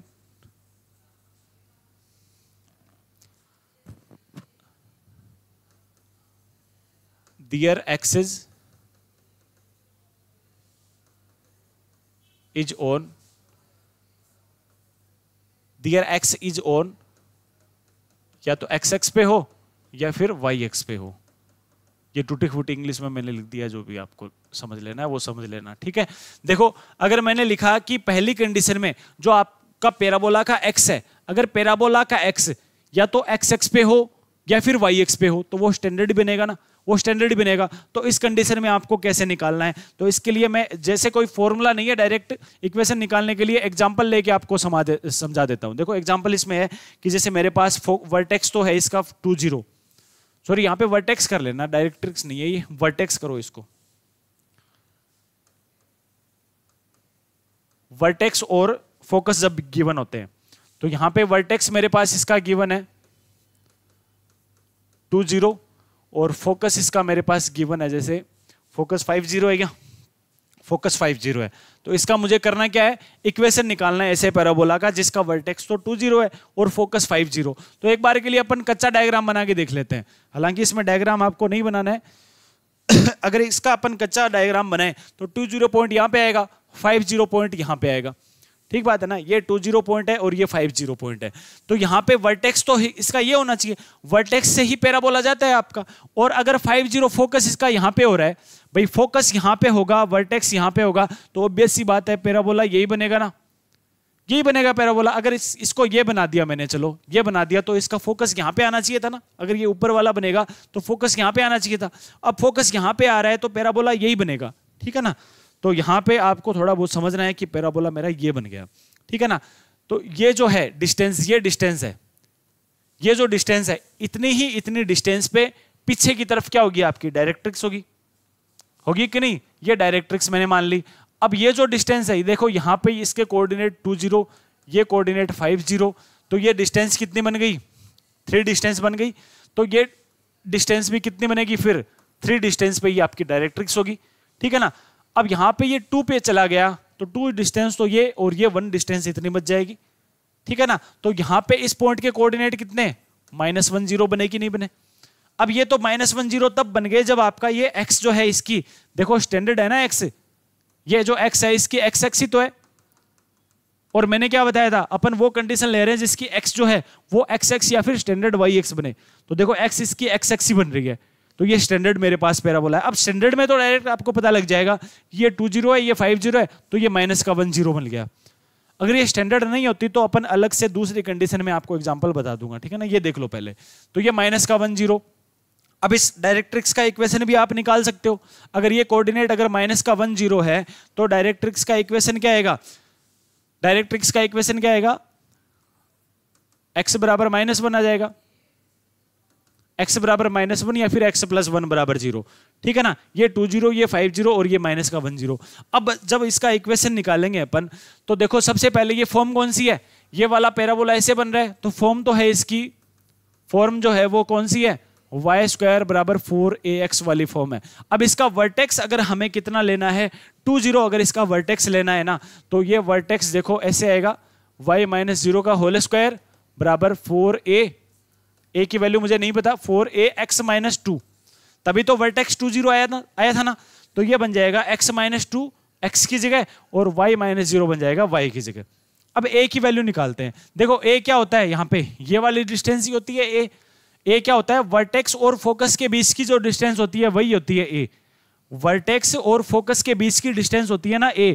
तो ये 50 तभी तो बना जब इसका वर्टेक्स 20 था, तो बीच की डिस्टेंस कितनी बन गई, ये a ही है, ठीक है ना। तो a बराबर मेरे पास 3 है, तो ये बन जाएगा इक्वेशन y² बराबर 12x - 2। ये मेरे पास इसका फाइनल जो इक्वेशन है, ये पैराबोला का इक्वेशन ऐसे बन जाएगा, ठीक है ना। नेक्स्ट अपन बात करते हैं कि जब ये इसके स्टैंडर्ड पे ना हो, ठीक है ना, तो इसका भी एग्जांपल लेके मैं आपको बता देता हूँ। ये लैंग्वेज वगैरह लिख लेना आप कि जब ये is not on x x and y x, ठीक है ना। तो इसका एग्जांपल मैं ले लेता हूँ, वर्टेक्स 21 है और इसका फोकस है 25। अब देखो आपको हवा भी नहीं लगेगी इसका वर्टेक्स कहाँ पे है, इसका वर्टेक्स कहाँ पे है और इसका फोकस कहाँ पे है, तो ये थोड़ा आड़ा तिरछा बन जाएगा। इसका x एक्स हमें x एक्स और y एक्स पे नहीं मिलेगा, ठीक है ना। तो जैसे मेरे पास ये 21 है यहाँ पे, और जैसे मैंने मान लिया ये कहीं ऊपर है इसका 25, ठीक है ना। ये मैंने एकदम से स्ट्रेट इसलिए नहीं माना ताकि आपको कंफ्यूजन ना हो, ये कंफ्यूजन ना हो इसलिए मैंने इसको थोड़ा ऊपर नीचे कर लिया, ठीक है ना। ये 0.21 और ये 25 मैंने ऐसे ही लिया, चलो यहीं पे कर लो 25, ये ऐसे ही ले लिया मैंने 21 एंड 25 पॉइंट यहां पे। तो फोकस की तरफ ही आपका इसका पैराबोला का झुकाव होगा, तो पैराबोला आपका कुछ ये बन गया, ठीक है ना। अभी मुझे नहीं पता कि ये y² बराबर 4ax वाला फॉर्म है या फिर x² बराबर 4ay वाला फॉर्म है। तो ये 21 और ये पैराबोला, ये बीच की जो डिस्टेंस है ये क्या बनेगी, a के बराबर आएगी। भाई बीच का डिस्टेंस क्या होगा, a आएगा, तो a निकाल लो सबसे पहले।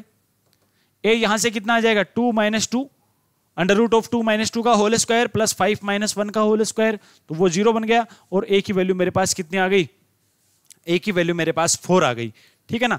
a की वैल्यू मेरे पास 4 है, या फिर एक काम करो a मत निकालो, आप डायरेक्ट करो, चलो a ले लेते हैं, काम आई जाए। a की वैल्यू मेरे पास ये 4। अब जो इसकी डायरेक्ट्रिक्स आएगी वो यहां पे आएगी, डायरेक्ट्रिक्स जो आएगी वो एकदम से ये 4 डिस्टेंस पे इस साइड आएगी, लेकिन वो होगी क्या, एकदम से इसके स्ट्रेट लाइन में होगी। क्या होगी इसके लिए, एकदम से स्ट्रेट लाइन में होगी। अब देखो वर्टेक्स मेरे पास 21 है, फोकस इसका 25 है, तो डायरेक्ट्रिक्स का जो इक्वेशन है ये मुझे अब निकाल लेना है। तो देखो ये वाला वर्टेक्स मुझे पता होना चाहिए, ये वाला जो वर्टेक्स है ये मुझे पता होना चाहिए कि ये वर्टेक्स जो है ये कितना आएगा। तो vertex is the mid point.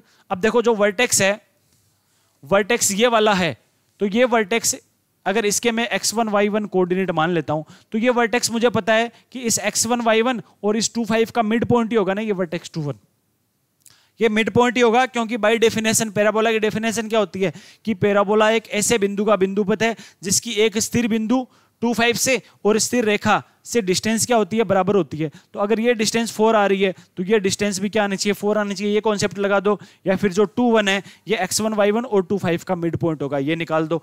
तो x1 प्लस 2/2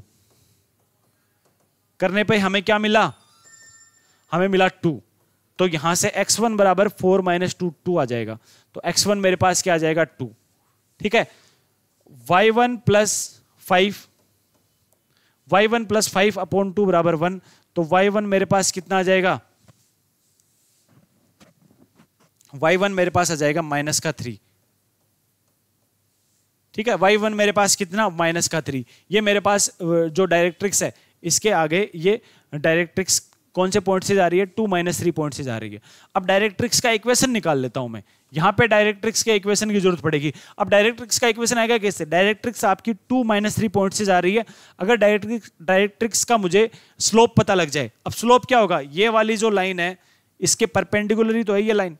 तो अगर इस लाइन का स्लोप देखो, इस लाइन का स्लोप कितना है, y - y1 4/2 - 2 0। तो इस वाली लाइन का स्लोप अगर इनफाइनाइट है, ये वाली लाइन का स्लोप अगर इनफाइनाइट है, तो ये वाली लाइन का स्लोप क्या बन जाएगा, 0 बन जाएगा, है ना। और ये 2 - 3 पॉइंट से जा रही है। तो डायरेक्ट्रिक्स का इक्वेशन क्या बनेगा, y - y0 बराबर m, x माइनस कुछ भी हो चाहे फर्क नहीं पड़ेगा, x - 2। तो y + 3 बराबर 0 मेरे पास क्या आ जाएगा, डायरेक्ट्रिक्स का इक्वेशन। ये डायरेक्ट्रिक्स का इक्वेशन जो है ये मेरे काम आएगा इसकी डेफिनेशन से इक्वेशन निकालने के लिए। जैसे मैंने कोई पॉइंट P यहाँ पे मान लिया, कोई पॉइंट P मैंने यहाँ पे मान लिया, तो पॉइंट P मानने का मतलब ये हुआ कि उस पॉइंट P की ये जो डिस्टेंस है PS और ये जो PM डिस्टेंस है ये बराबर आने चाहिए बाई पैराबोला डेफिनेशन। तो PS डिस्टेंस ये मैंने मान लिया XY। ठीक है, तो PS डिस्टेंस निकालना 2 5 से, और ये जो y + 3 बराबर 0 लाइन है डायरेक्ट्रिक्स से, इस लाइन की XY से डिस्टेंस निकालो और दोनों को बराबर पुट कर दो। ठीक है ना। तो देखो XY की जब अपन 2 5 से डिस्टेंस निकालेंगे तो x - 2 का होल स्क्वायर प्लस y - 5 का होल स्क्वायर और इसका अंडर रूट, ये PS डिस्टेंस है, ये बराबर आएगी किसके, y + 3 बराबर 0 लाइन है और पॉइंट है XY, इनके बीच की डिस्टेंस। तो XY पॉइंट को इस लाइन में पुट करना है, तो क्या आएगा, y + 3 आएगा, अपॉन अंडर रूट में करना है a² + y²। अब a² है नहीं इसमें, x का कोफिशिएंट 0 है, y का कोफिशिएंट 1 है, तो 1 का स्क्वायर करेंगे तो 1 ही आएगा नीचे। अब दोनों तरफ अगर होल स्क्वायर कर लेते हैं तो x - 2 का होल स्क्वायर बन जाएगा x² - 4x + 4 plus y² - 10y plus 25 बराबर, इसका जब होल स्क्वायर करेंगे तो y² + 6x + 9। ठीक है ना, सोल्व करो इसको। यहां से देखो y² से y² कैंसिल हो रहा है, x² बचा यहाँ पे, x² ये प्लस 6x इस साइड आएगा तो माइनस का 6x और माइनस का 4x है तो माइनस का 10x, x² - 10x - 10y, और कांस्टेंट कितना बनेगा, कांस्टेंट प्लस का 4 25, 4 और 25 29, 29 - 9 + 20 बराबर 0। ये मेरे पास फाइनली इसका इक्वेशन आ जाएगा पैराबोला का।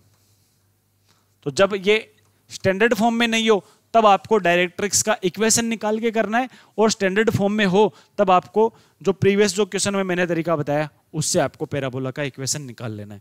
ठीक है ना, देखते हैं, टाइम पड़ा है अभी, 11 बजे निकलना है मुझे ना, 10:40 हुए हैं अभी, 10-15 मिनट और पढ़ लेते हैं अपन 1-2 concept.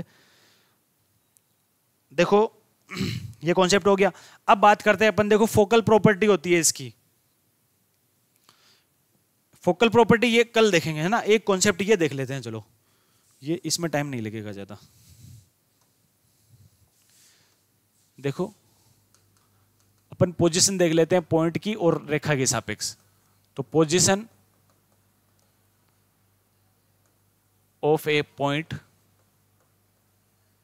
With respect to parabola, ये सिंपल सा है, ये सारा कुछ मैं सर्कल में जो बताया था ना वो का वही है, पर फिर भी देख लो पैराबोला और पॉइंट की जो पोजीशन है वो किस तरीके से आएगी। जैसे मेरे पास ये पैराबोला है, ठीक है ना, ये पैराबोला जैसे इनफाइनाइट पे जाएगा और यहां पर भी ये इनफाइनाइट पे जाएगा, तो जो कोई पॉइंट P है ये 3 कंडीशंस पे बना सकता है। तो देखो पॉइंट P यहां पे हो सकता है, अगर पॉइंट P आपका यहां पे है तो वो क्या कहलाएगा, पैराबोला से बाहर है। अगर पॉइंट P आपका यहां पे है तो वो क्या कहलाएगा, पैराबोला के अंदर है। अगर पॉइंट P यहां पे है तो वो क्या कहलाएगा, पैराबोला के ऊपर है, ठीक है ना।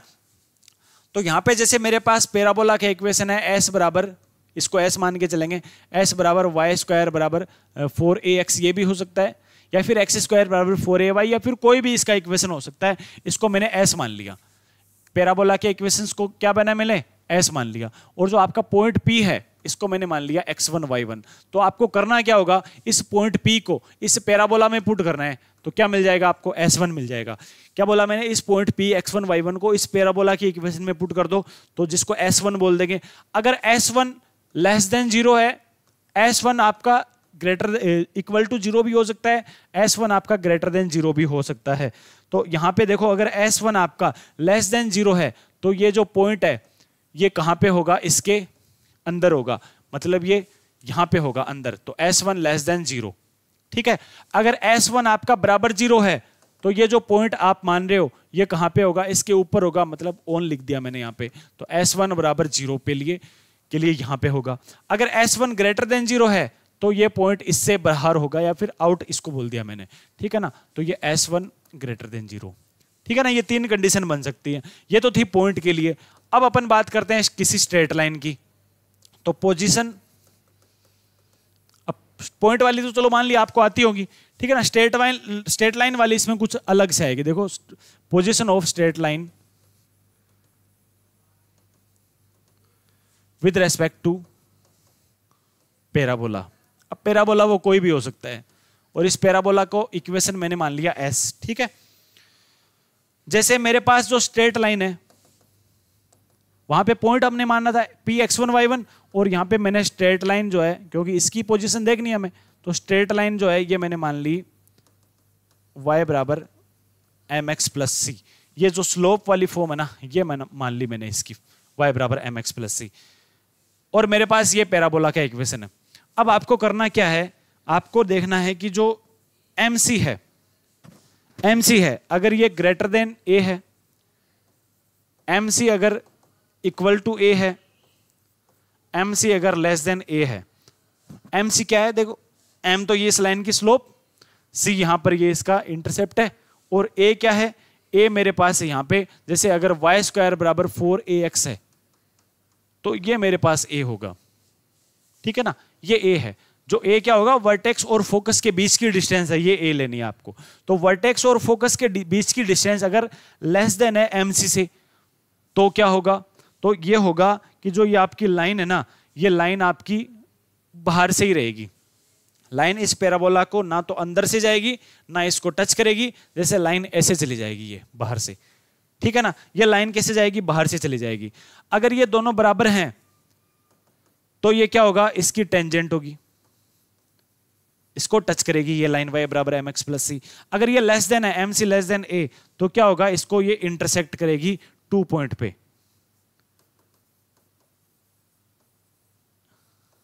Intersect on 2 point. डायग्राम अगर बनाने की कोशिश करें अपन, तो जैसे ये पैराबोला है, और ये अपन ले ली, जैसे एक कंडीशन में ये लाइन ले ली, दूसरी कंडीशन में ये लाइन ले ली जो इसको टच करके जा रही है ना, और तीसरी कंडीशन में मैंने जैसे ये लाइन ले ली जो इसको इंटरसेक्ट कर रही है। अब इंटरसेक्ट 2 पॉइंट पे, ये 2 हटा दो, जैसे यहाँ पे इंटरसेक्शन करेगी, है ना, इंटरसेक्ट करेगी, बस इतना लिख दो। जरूरी नहीं है 2 पॉइंट पे करे, हो सकता है 1 पॉइंट पे भी इंटरसेक्ट कर सकती है, ठीक है ना। तो जैसे ये वाली कंडीशन है, इसमें तो आपका जो है ये MC क्या है, ग्रेटर देन a है इस वाली कंडीशन में। इस वाली कंडीशन में क्या है, ये दिख रहा है कि कलर, इस वाली कंडीशन में आपका एम सी लेस देन ए है, ठीक है, और इस वाली कंडीशन में एम सी बराबर ए है, ठीक है ना। तो कभी क्वेश्चन आ सकता है कि कोई स्ट्रेट लाइन और इसको क्या बताओ कि ये इसको इंटरसेक्ट कर रही है, क्या ये इसकी टेंजेंट है, या फिर ये इसको इंटरसेक्ट भी नहीं कर रही और टेंजेंट भी नहीं कर रही, मतलब ये इसको बाहर से जा रही है, तो ये वाला पूछा जा सकता है।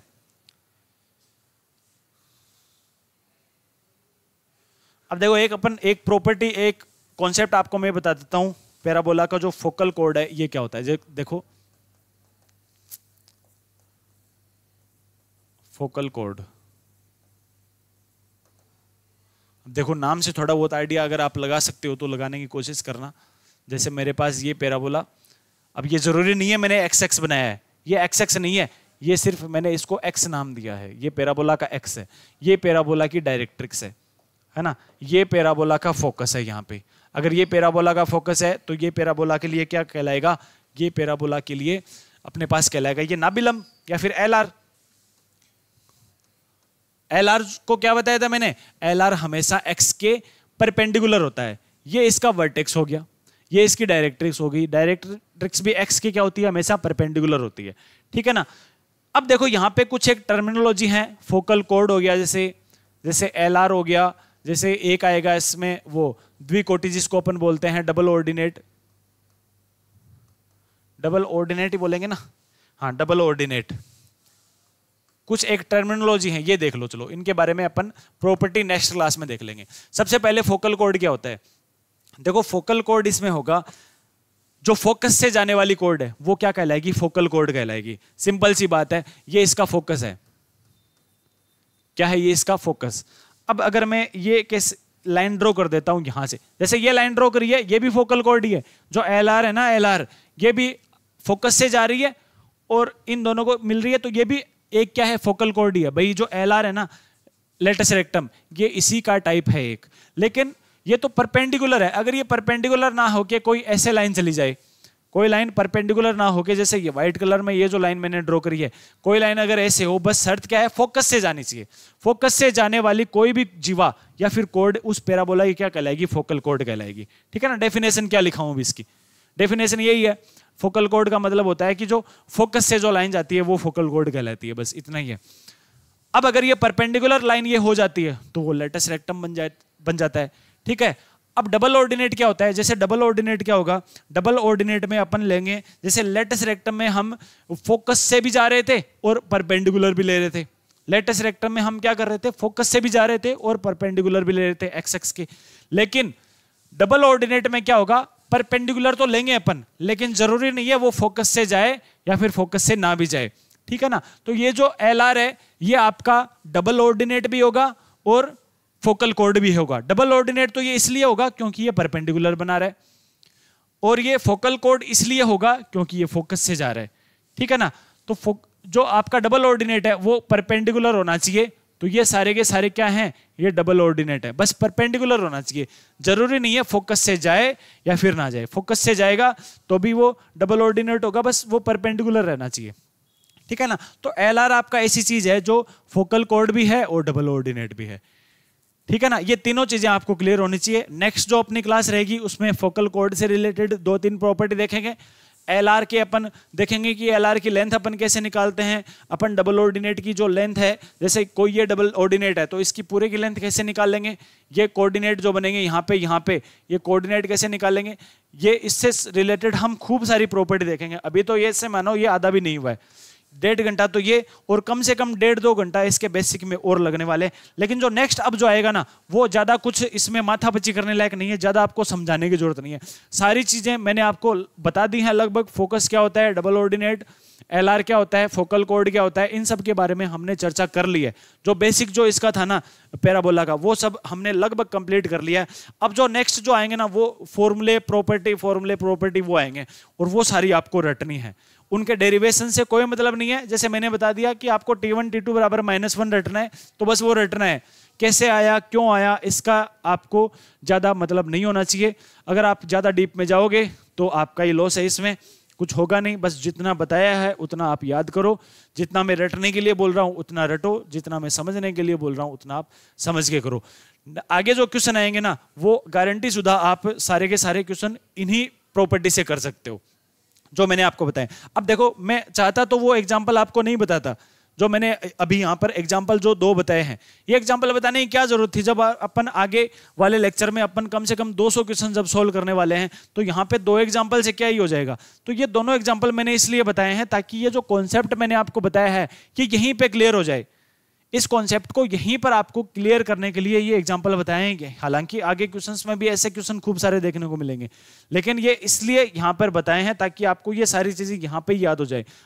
आगे आपको ज्यादा पेज पलटने या फिर माथाफोड़ी करने की बिल्कुल भी जरूरत नहीं है, ठीक है ना। तो नेक्स्ट मिलते हैं अपन अगली क्लास में, तब तक के लिए पढ़ते रहिए। और आशा मैं आपसे ये करता हूँ कि जो मैंने आपको यहाँ पर लिखाया है वो आप शॉर्ट नोट के रूप में अपनी नोटबुक में नोट डाउन कर रहे होंगे। जब क्वेश्चन सोल्व करेंगे या फिर जब आपको रिवीजन करेंगे ना आप, तो उसमें ज्यादा दिक्कत नहीं होगी। रिवीजन में आपको मैक्सिमम पैराबोला से 5 या 6 पेज भरेंगे, आपको 5-6 पेज आपको रिवाइज करना है, सारा पैराबोला खत्म, ठीक है ना।